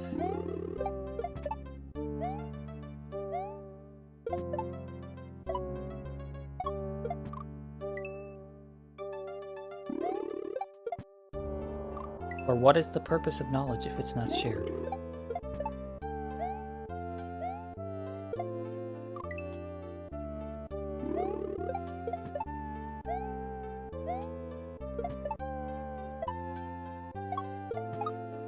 In my head, after I said that, I was imagining the guy from Full Metal Alchemist, right? When it cuts to commercials, going Full Metal Alchemist, right?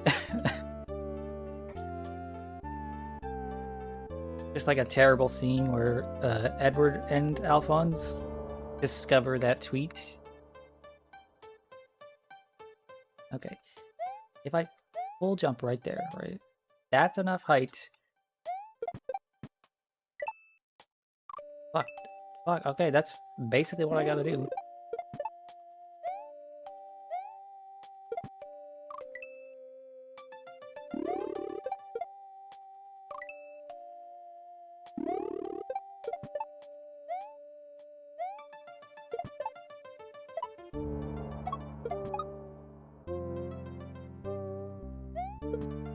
Oh, way too close. Way too close. I needed to be like a half a tile further to the left.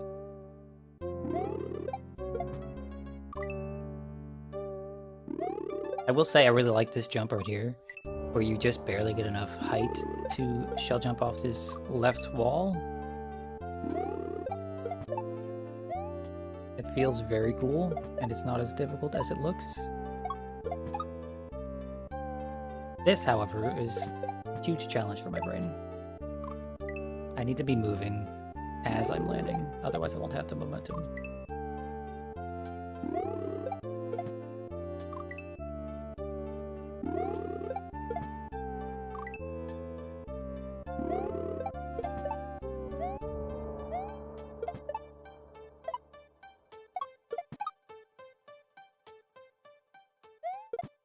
No! Didn't land on it.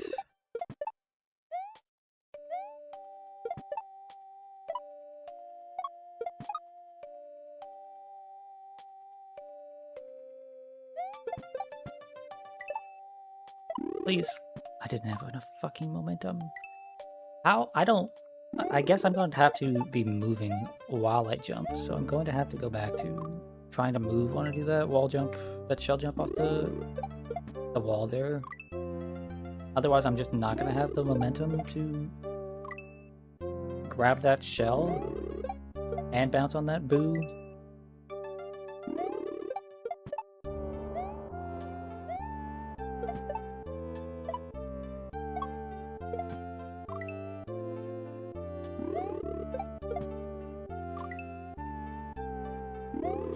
A pretty chill song. Reminds me of Metroid Prime. Which is a huge compliment because that soundtrack is fantastic. Really wonder what this is from.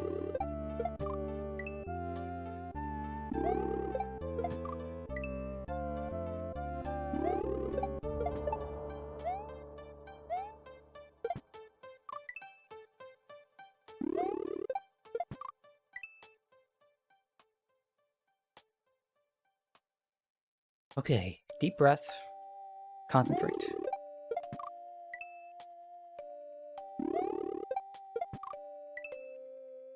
Concentrate harder. There we go.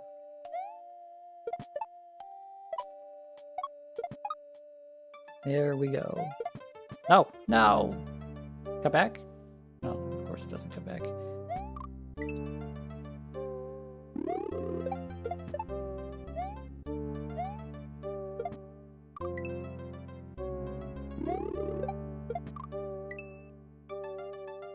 See, now I'm trying to remember, was there anything else super cursed that Nintendo tweeted without realizing it? I think that's definitely the most cursed thing Nintendo has tweeted. But there's gotta be other stuff, right? Too early. No, too late? No, too early. No. Wait. What's the rule of thumb? If it goes under you, it was too late. If it goes over you, it was too early. Something like that.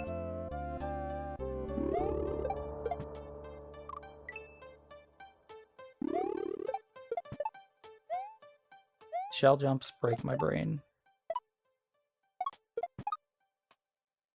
But it's okay. It's okay. We're gonna ace this right here. We're gonna ace that right there. Next time, this time, right here. Okay, we're gonna ace it. No.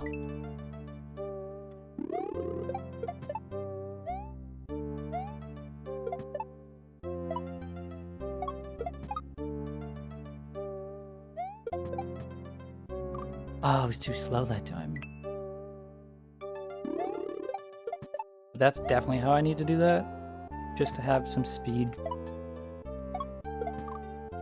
I need to have some speed when I do that shell jump.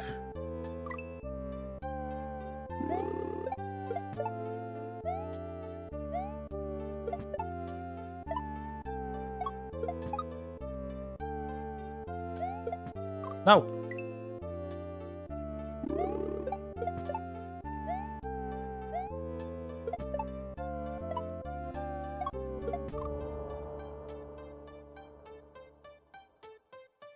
I don't know, the Wednesday tweet was also pretty cursed from Nintendo. The Wednesday tweet? What was the Wednesday tweet?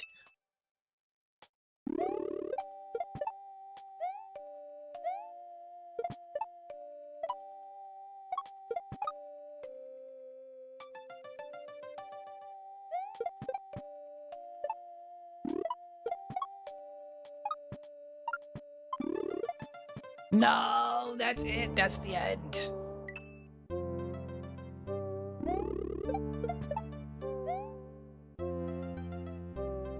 Wiggler Wednesday, but they might have forgotten the L. I did not know about that one. Oh my lord, did they really say that? What? Someone must have gotten fired for that. Someone must have gotten fired for that.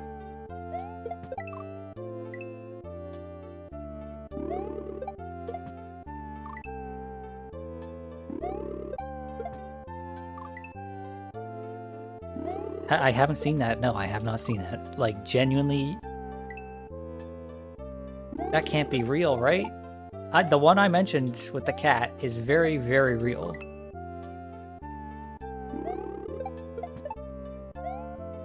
Right? You'd think that the one I mentioned with the there's no better feeling than being inside of a cat would be a fake tweet that someone posts, right? That's just a photoshopped version of a tweet Nintendo posted, but no, it was very real. You DM'd it to me. Okay, well, we're gonna have to look at that real quick.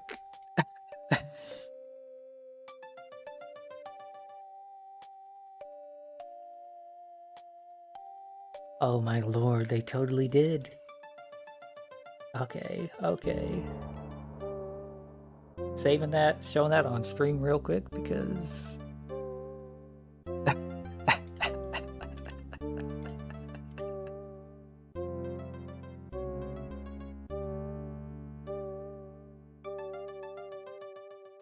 Look at this. Reply Wa for Waluigi Wednesday. Reply a flower for what is supposed to be Wiggler Wednesday. Nintendo, come on.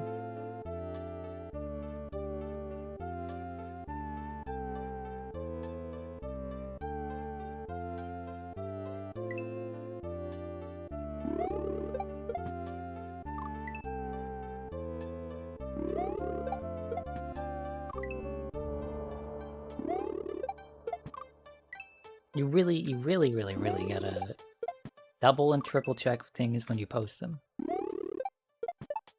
Especially on places like Twitter, right?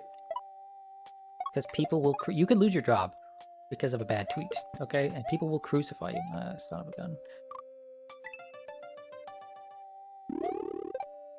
I bet that person not proofreading that, like, their whole career was ended.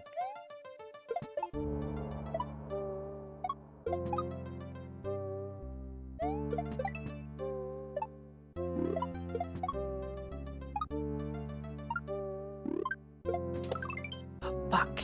That was it. I just needed to be less aggressive about holding rights.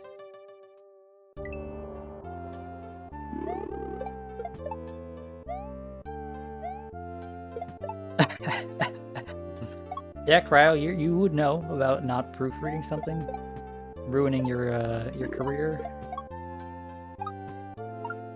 Any beaters in chat?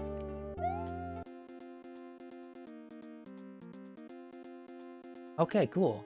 Only a 16-minute level, and that one was very complicated, so...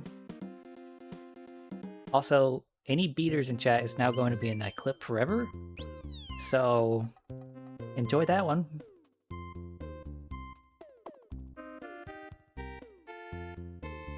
Okay, we've got enough time for another level, I think.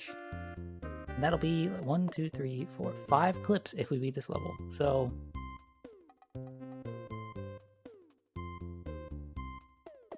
Alright, well, you have to cut it off at any beaters in chat. I mean, that was the last thing I said before the level really ended, so yeah, of course.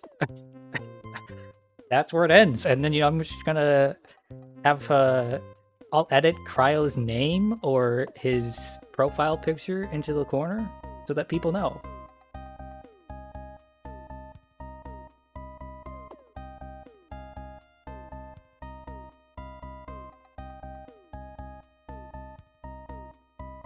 Okay, one more level. Let's do this.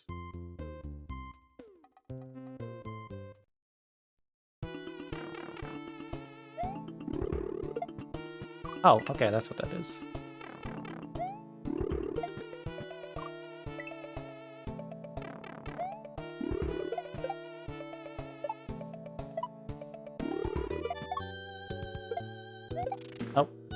I see what I was supposed to do there.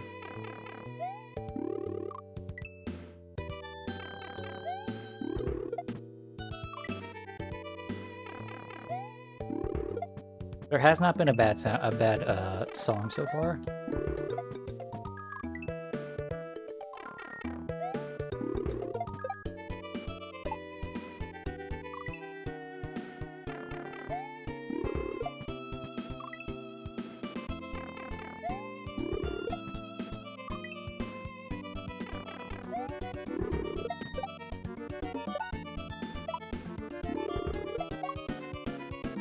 No, no!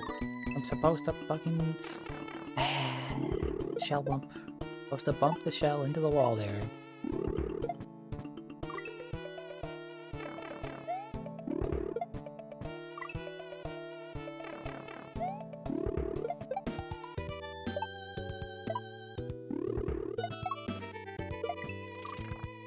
I need to jump. Bump the shell and then jump again. Not that difficult, right? Not that difficult.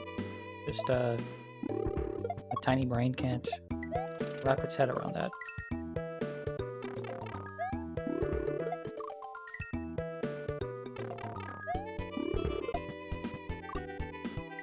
So far, this hack has been fantastic, right? The title of the stream is Shells Oh No. But honestly, I'm having a great time.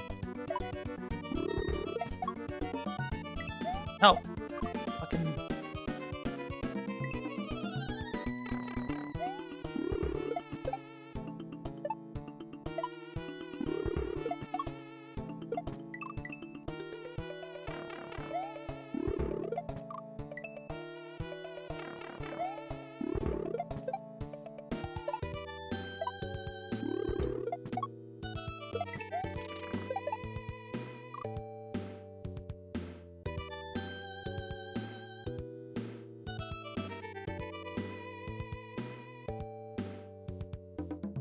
What the hell am I supposed to do there? Obviously, I'm supposed to...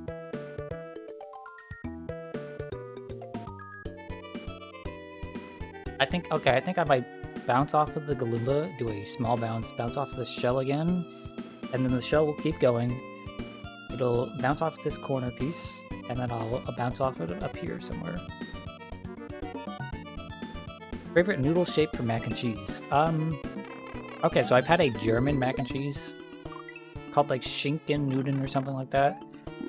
It has like spiral shaped noodles. I don't know if there's... They might be egg noodles. Those are fantastic, but if I'm being quite honest, my favorite shape for mac and cheese is just like large elbows. Large elbow pasta makes for great mac and cheese. It holds just enough cheese on it. And any, you know, sauces or anything that you might want to put on there. And I am the type of person that I like my mac and cheese to have either like pulled pork or something barbecue based on top, or just some salt and a little bit, not a lot, a little bit of ketchup.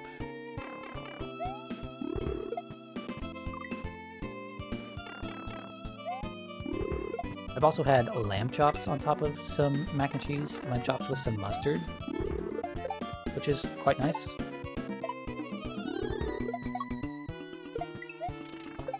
Yeah, that's what I have to do.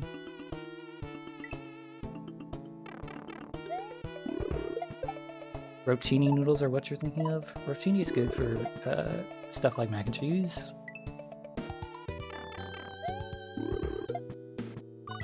Mac and cheese is a very versatile dish.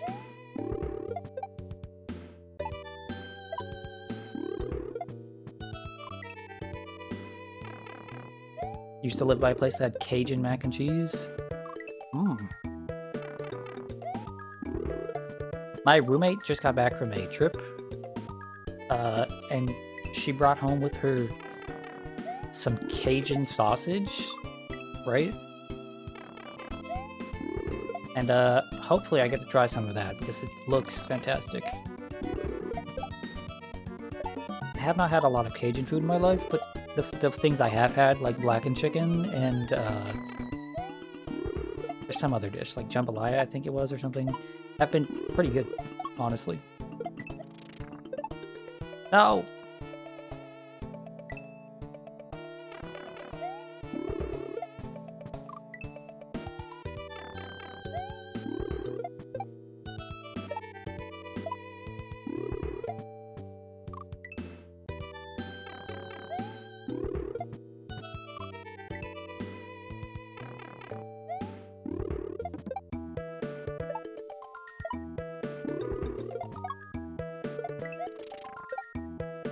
Okay, how am I doing that? How am I getting enough speed to do that?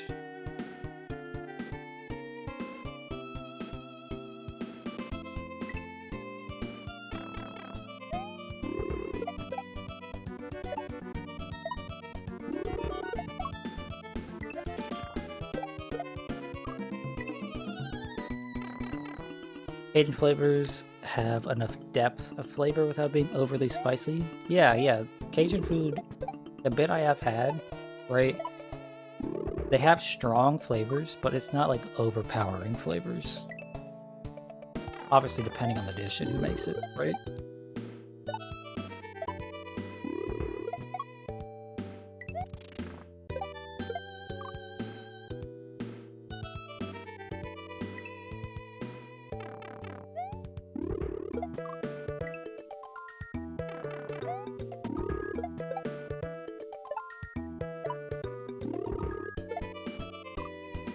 I'm trying to think.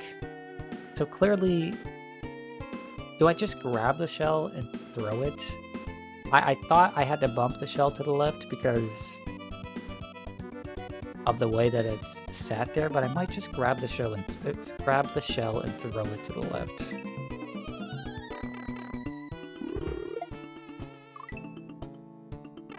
Yeah, we don't have a lot of Cajun food down here in Florida, right? Which we have a lot of Asian food down here in Florida and a lot of Hispanic food, but we don't have a lot of other cuisines. You occasionally see like Italian cuisine. In the part of Florida I used to live in when I was a kid, there was quite a lot of Russian people, so you saw some Russian cuisines fairly often.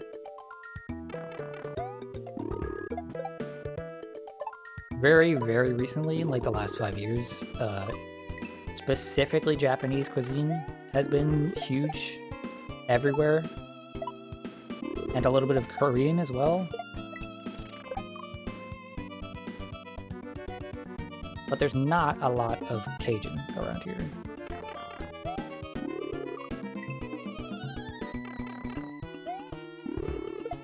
We've got gator nuggets. It's true, we do have gator nuggets, which gator's pretty good. Gator has kind of a little bit of a natural spiciness to it. But gator meat, specifically gator tail meat, is kind of like chicken. It's a bit of a cliche thing to say, but it tastes like chicken. Kind of like spicy chicken.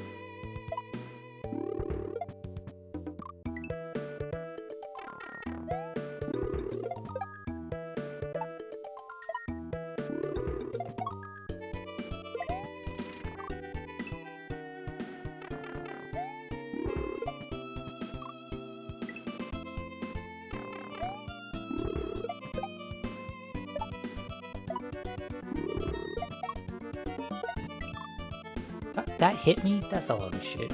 That's a load of shit. Okay, I'm gonna try to start just grabbing that.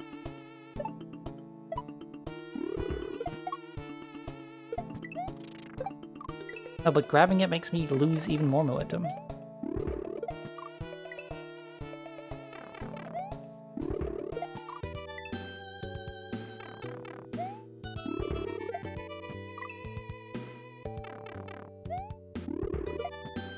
Kyle, that's not cool. That's like the third or fourth time you brought up the idea of ghost pepper mac and cheese.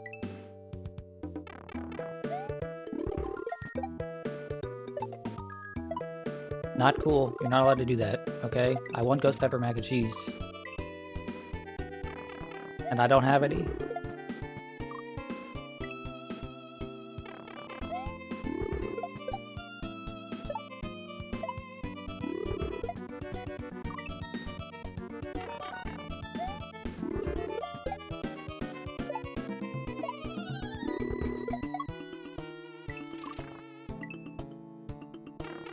Didn't eat any gator out of respect for your friend, and maybe fear it'd be clappy. Is that the name of that emote? Oh, out of your respect for your friend Clappy, how dare Twitch name an emote after your pet gator? You got a pet gator, and you named it Clappy?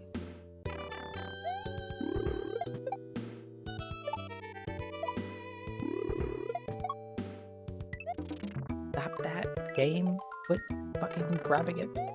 I mean, it's not the game's fault, it's my fault, but...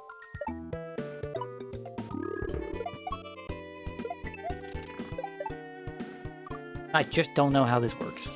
I genuinely do not understand how this works.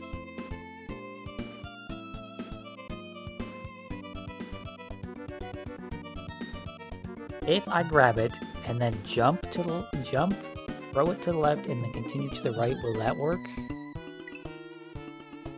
He lived behind your grandma's condo in the pond, and he'd come when you clapped. You fed him hot dogs. Okay.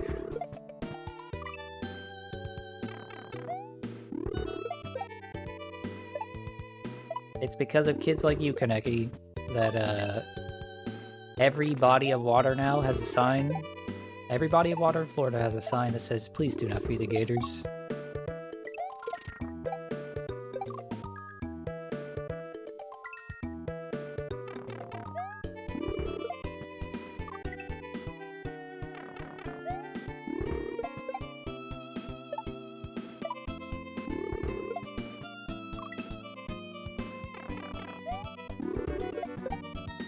There are hardly any predators out here to gators, so like they really don't need you to feed them. Although Clappy seemed like a nice guy. Or gal. Oh, fucking...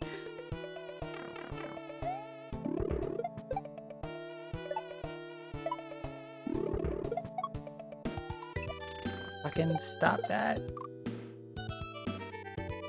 A narc turned him in and you were reunited at the alligator farm with him?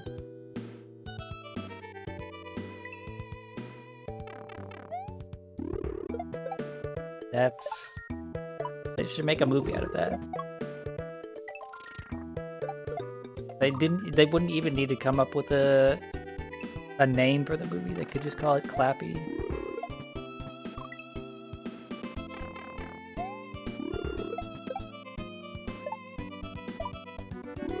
But yeah, you're lucky you didn't get chomped.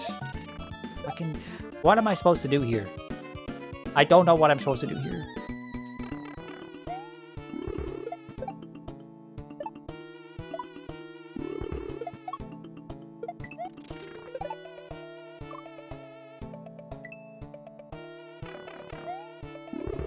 Like, that, what I did there feels like what I'm supposed to be doing, but I just don't know how I get the running speed to do that.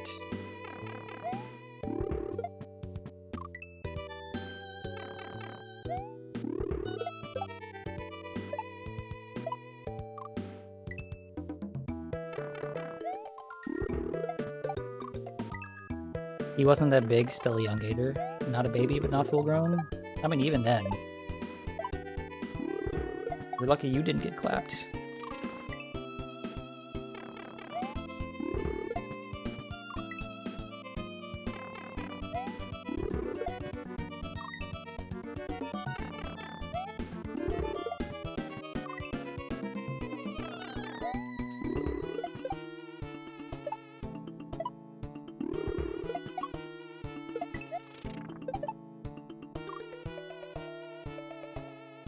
I just don't know how I'm supposed to get the speed for this.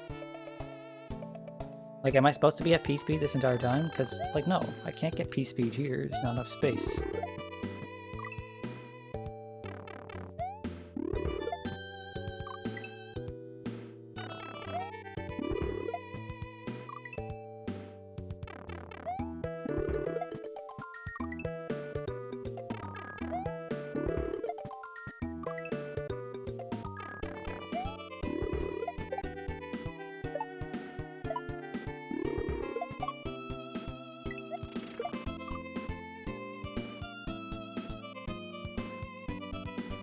An airboat An airboat swamp tour guide lets you hold his baby gator in his cooler, and he straight up admitted it was illegal.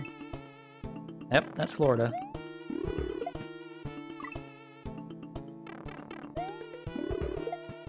I too have also held a baby gator that is almost definitely illegal.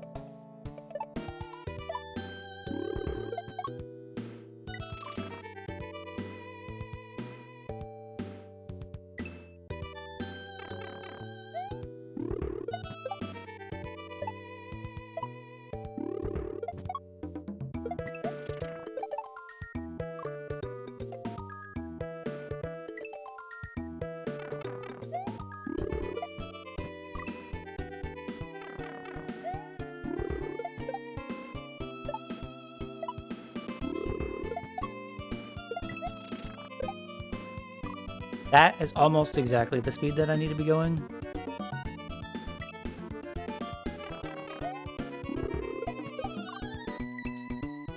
Still have a gator head. It's in your guest bathroom.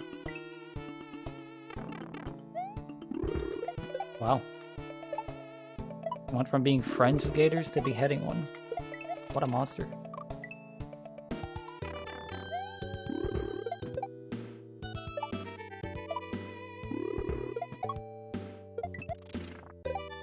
Please? No, not quite.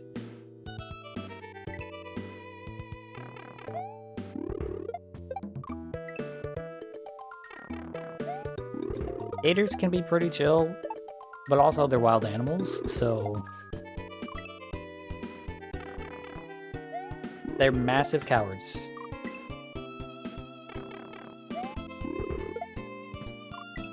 Right? Gators will basically give up if they can't surprise you.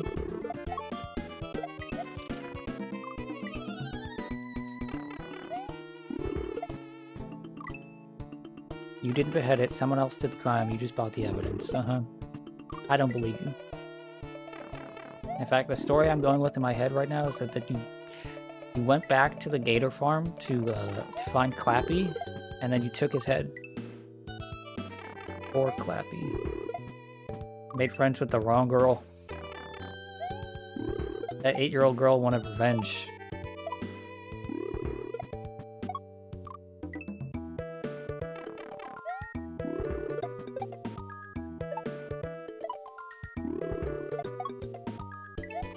Fucking not what I wanted to do.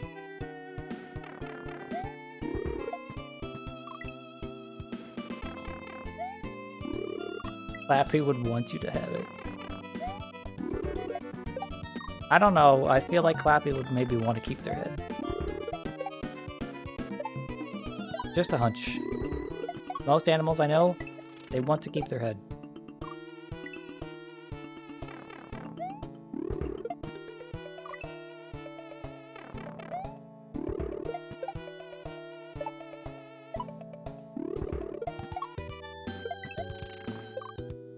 Fucking hell, dude. Why? I have to be doing something wrong, right? Like, I'm tempted to look this up because it should not be this difficult, right? The whole rest of this level I have fairly consistently so far. Everything leading up to this.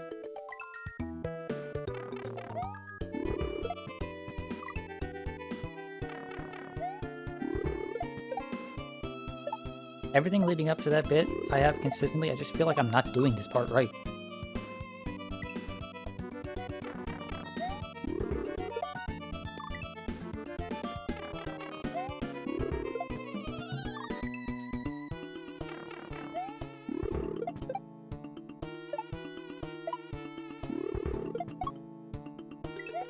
Not that. Stop grabbing the shell. What's wrong with me? I mean, I know what I'm trying to do. I'm trying to bump it and then immediately start holding the run button again, but...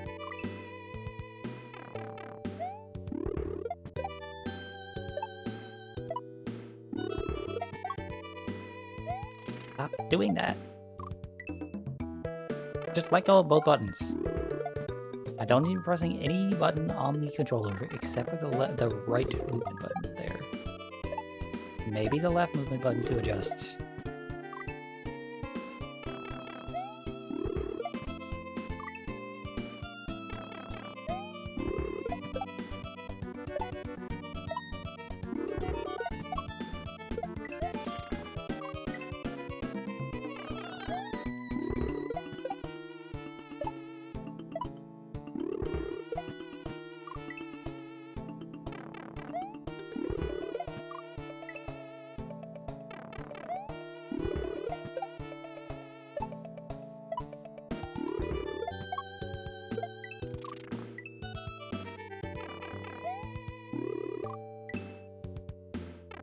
Okay, you're finally done preparing your meal. You're here to yap. Well, great. I could use a distraction from this because I don't have a clue what I'm supposed to be doing here, and it's eating away at me slowly.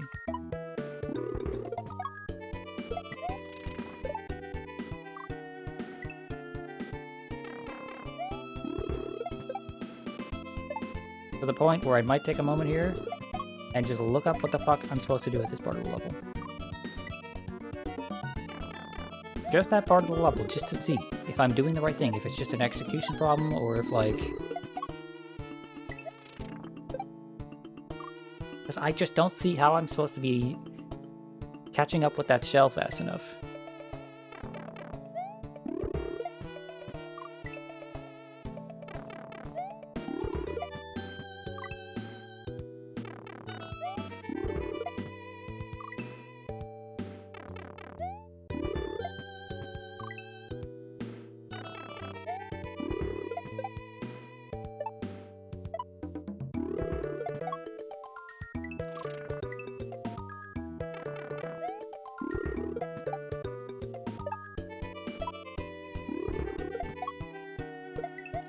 No, don't bump it to the right, bump it to the left.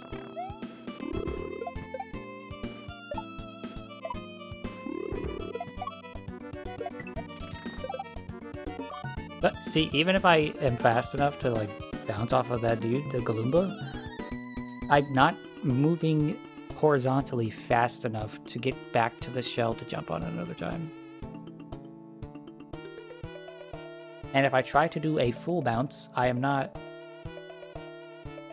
at the Galumba.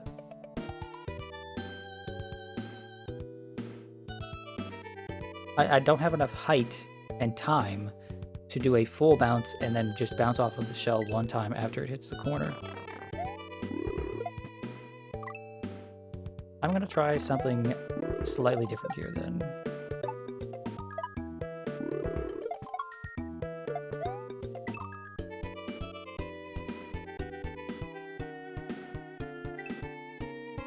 I'm going to try to... No, because you don't bounce. I was going to say bounce off of the Galumba after the shell hits it, but I'm not sure if you can, right? Once the Galumba is knocked down, the only way to bounce off of it is to spin jump, right?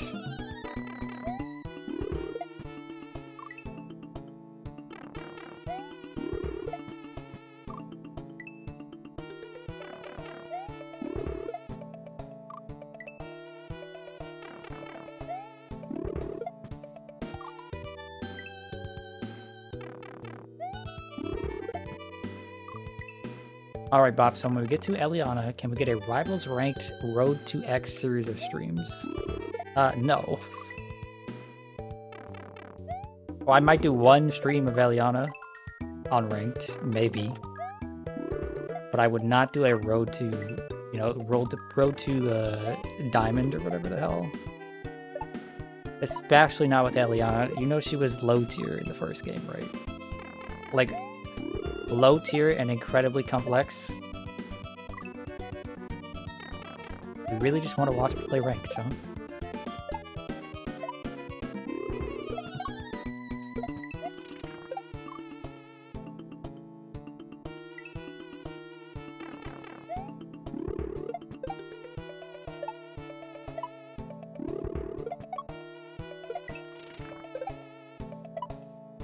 There! No! That's what I need to be doing. Fucking hell. Yes. The stream you're watching for Rivals was ranked, the stream you watched for Rivals started VTubing, so you unfollowed and you haven't been back. Wow. What a hater. I approve.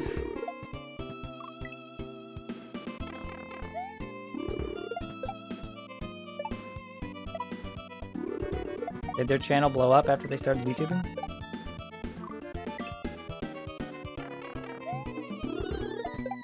Because that's what the cool kids tell me. If I just start VTubing, if that oddish in the bottom left corner just started having lip flaps, and like his leaves tracked my movement with my hand movement,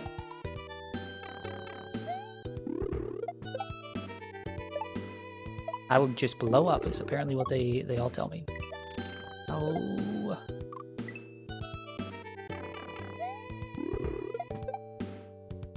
I think the VTuber trend is actually winding down a bit now. Fuck.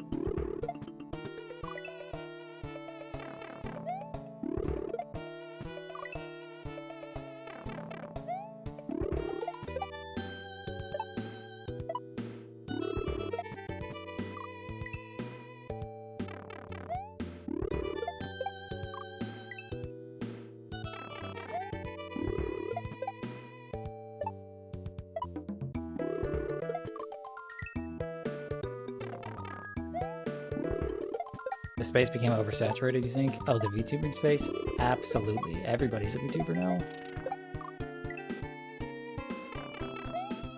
It was crazy. I have a very large list of people that I follow on Twitch, and it was like, in just a matter of a few months, half of the people that I was following, right? And I'm following like hundreds of people on Twitch, were just suddenly VTubers.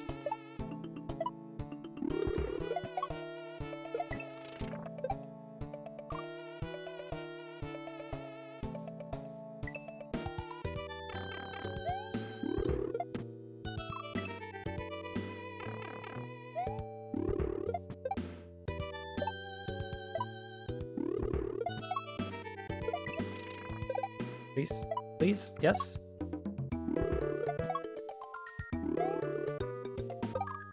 Oh, fuck me.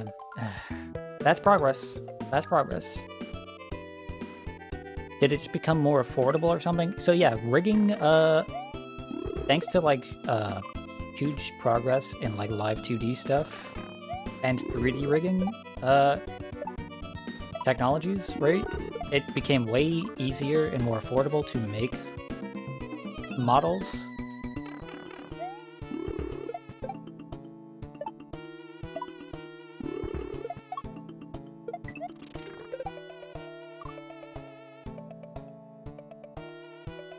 But yeah, it's just on top of the fact that it's also a trend, right? It is more affordable, and plenty of people were already doing it, so people were just like, oh, I'll just do that too. Right? On top of the fact that anime is at like an all-time peak popularity right now, it's just a huge trend for a number of different reasons. Wisely's playing that Smash 64 mod I mentioned, but the one with all the extra characters and stuff. It's really fun.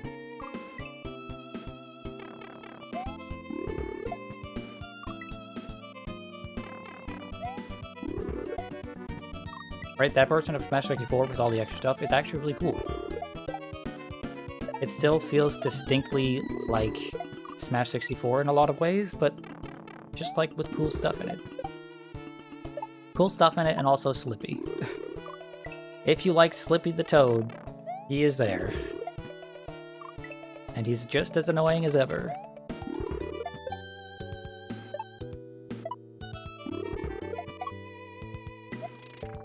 second. You never liked celebrity or idol culture very much, so you don't like VTubing much either. Yeah, idol culture is weird. I've mentioned before, I'm in an idol adjacent, like I was in an idol adjacent like fan space, right? For like fake anime idols before VTubing was a huge thing. And yeah, that shit's weird.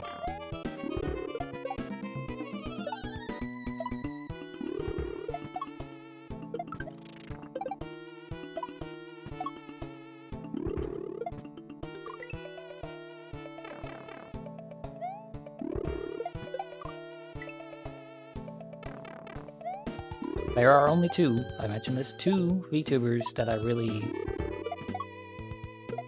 enjoy that I'm not personal friends with, right? There are a few that, like, you know, actually streams good. Kello occasionally does stuff like that, and not Kello, fucking Tulip. I don't know why I thought Kello. Tulip occasionally does like stuff like that with his weird tulip model. Right? Their streams are fun, but I also know them personally, so. But there's only two people I don't know personally that like VTube that I enjoy.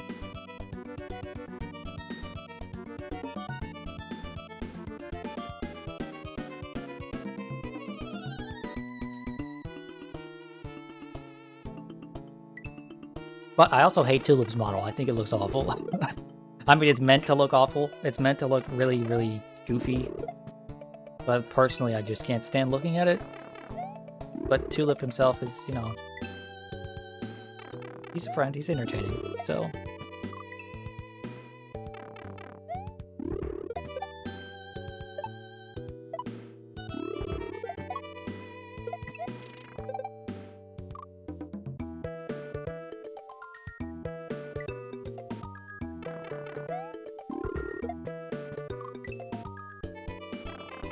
It's not an anime girl, so you don't mind it as much. Bro, you were just in here not too long ago talking about how you were binging anime, okay?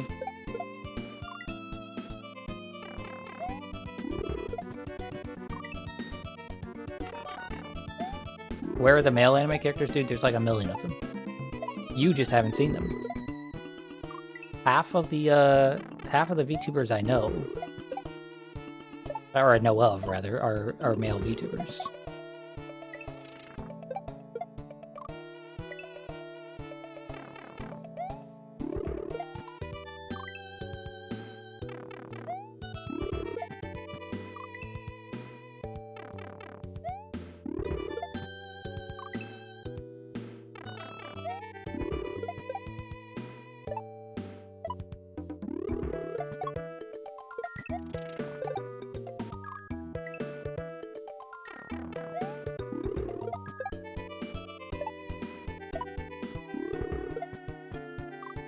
Oh, I never finished my thought, right?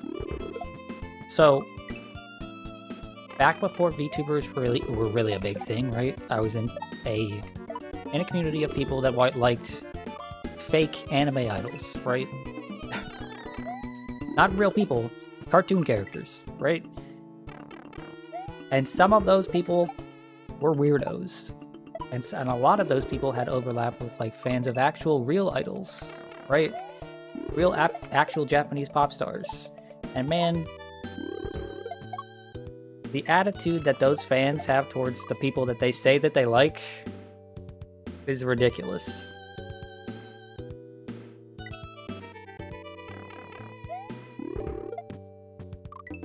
Some, yeah, it is only some. I swear. Most people there don't actually, most people in that community, in those communities, don't actually care about, like, real Japanese girls, you know? But for the better, obviously, because I just mentioned how very many of those idol fans are weirdos who have contradicting ideas and beliefs about the things that they say that they like. It's so bad, they like their fantasy of them. Yeah, they like their fantasy of what the person is supposed to be, not what the person actually is.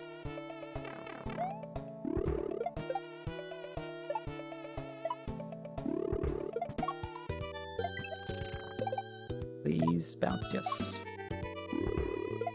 Oh, fuck me. Good.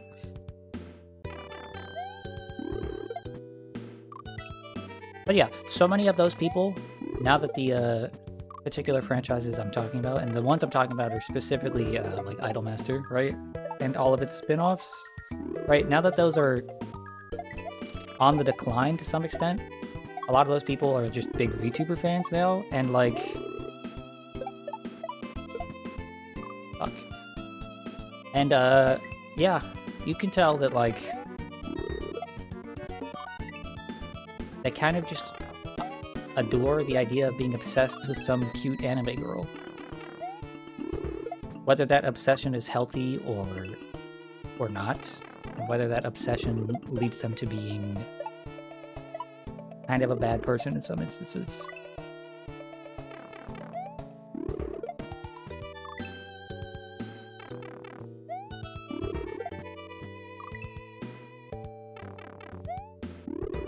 And it's never healthy. I think... Okay, so I said obsession, that's the word I used. Obsession is basically never healthy, I agree with that. Liking a character like that and having, you know, a favorite character that you just... that makes you happy, right? That can be healthy. That can be very good for you. Especially if you're in a bad place mentally and you just... have a comfort character. That's okay. That's healthy. Obsession, yeah, obsession is never healthy.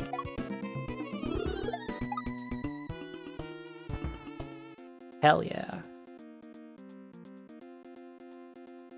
Right, and I say this as someone, I have 2 fucking anime figures on my desk right now.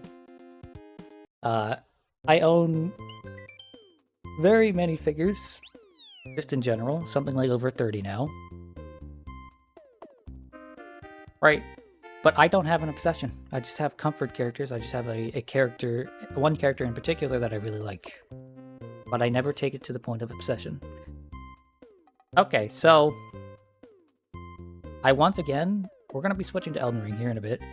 I'm probably not playing for very long, but I do have to take yet another extended break.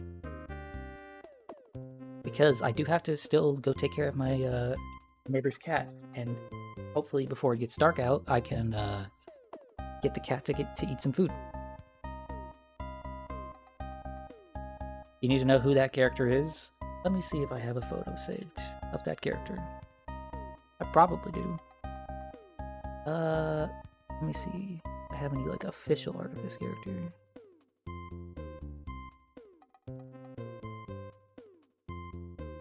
I can explain. So the character's name is Chihaya Kisaragi, right? She's a fictional character from a video game. And the reason I like her is because her story is very nice, and her voice is very nice, and she has quite a lot of actual, like, really well-produced music.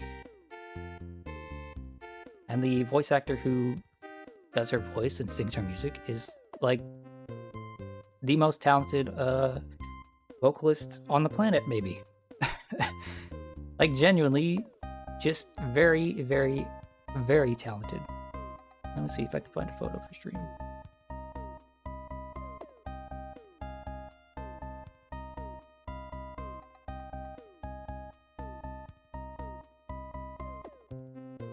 She's a very obscure character from a thing no one knows, though, called the Idolmaster.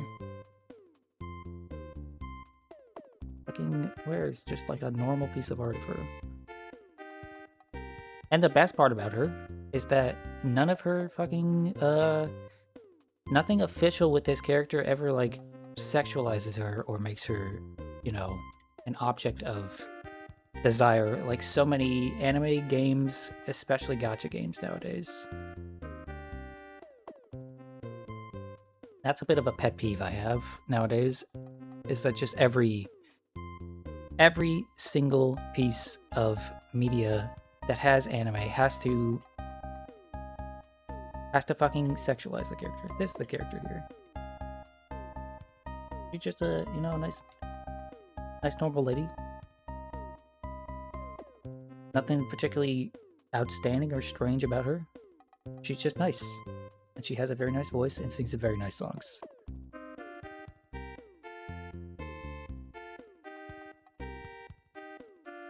But no one has ever heard of her because she's from a very, very, very, very niche Japanese game. Can't describe it without it coming off rude. Do it.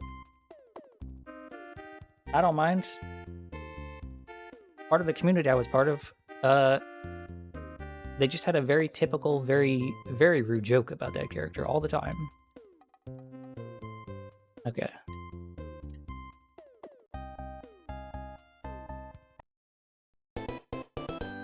You don't really latch on to fictional characters like that? Yeah, that's understandable. Oh. Don't let the Koopa wake up from the shell. Bop him to reset the wake-up timer. Interesting. But we're just gonna sit here and let you all listen to this song as I go on a extended break.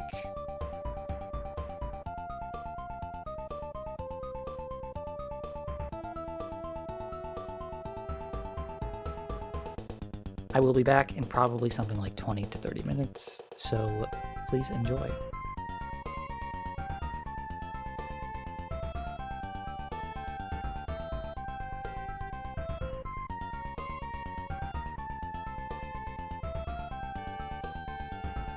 The color of that text does not work well with the background. Let's see if I can fix that real quick. Does black work? Black look okay? Let's see. Yeah, that doesn't really work either. What if... black outline? No, see, my gut instinct tells me to tell you to fuck off because of what Zeal said yesterday. Also, there is a reason I didn't have a black outline on this, because this particular text, this particular font, has a weird thing when it comes to the black outline. So here, I'll show you. Let's go back to white, okay? And where the fuck is black outline in this?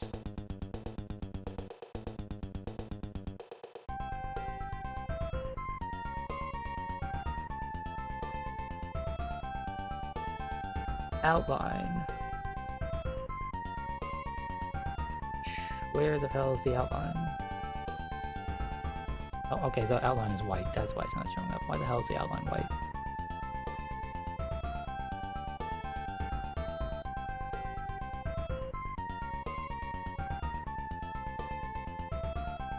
Yeah, see, that looks fine, I guess. It was, like, very, very, very strange when I tried to put an outline on it before. Right? It had, no matter what color combination it was, it had weird spots in between different points of the text that I couldn't get rid of no matter what font I used. Unless I used like a really, really ugly looking font like Comic Sans or something. Okay. I'll be back. Please enjoy the song.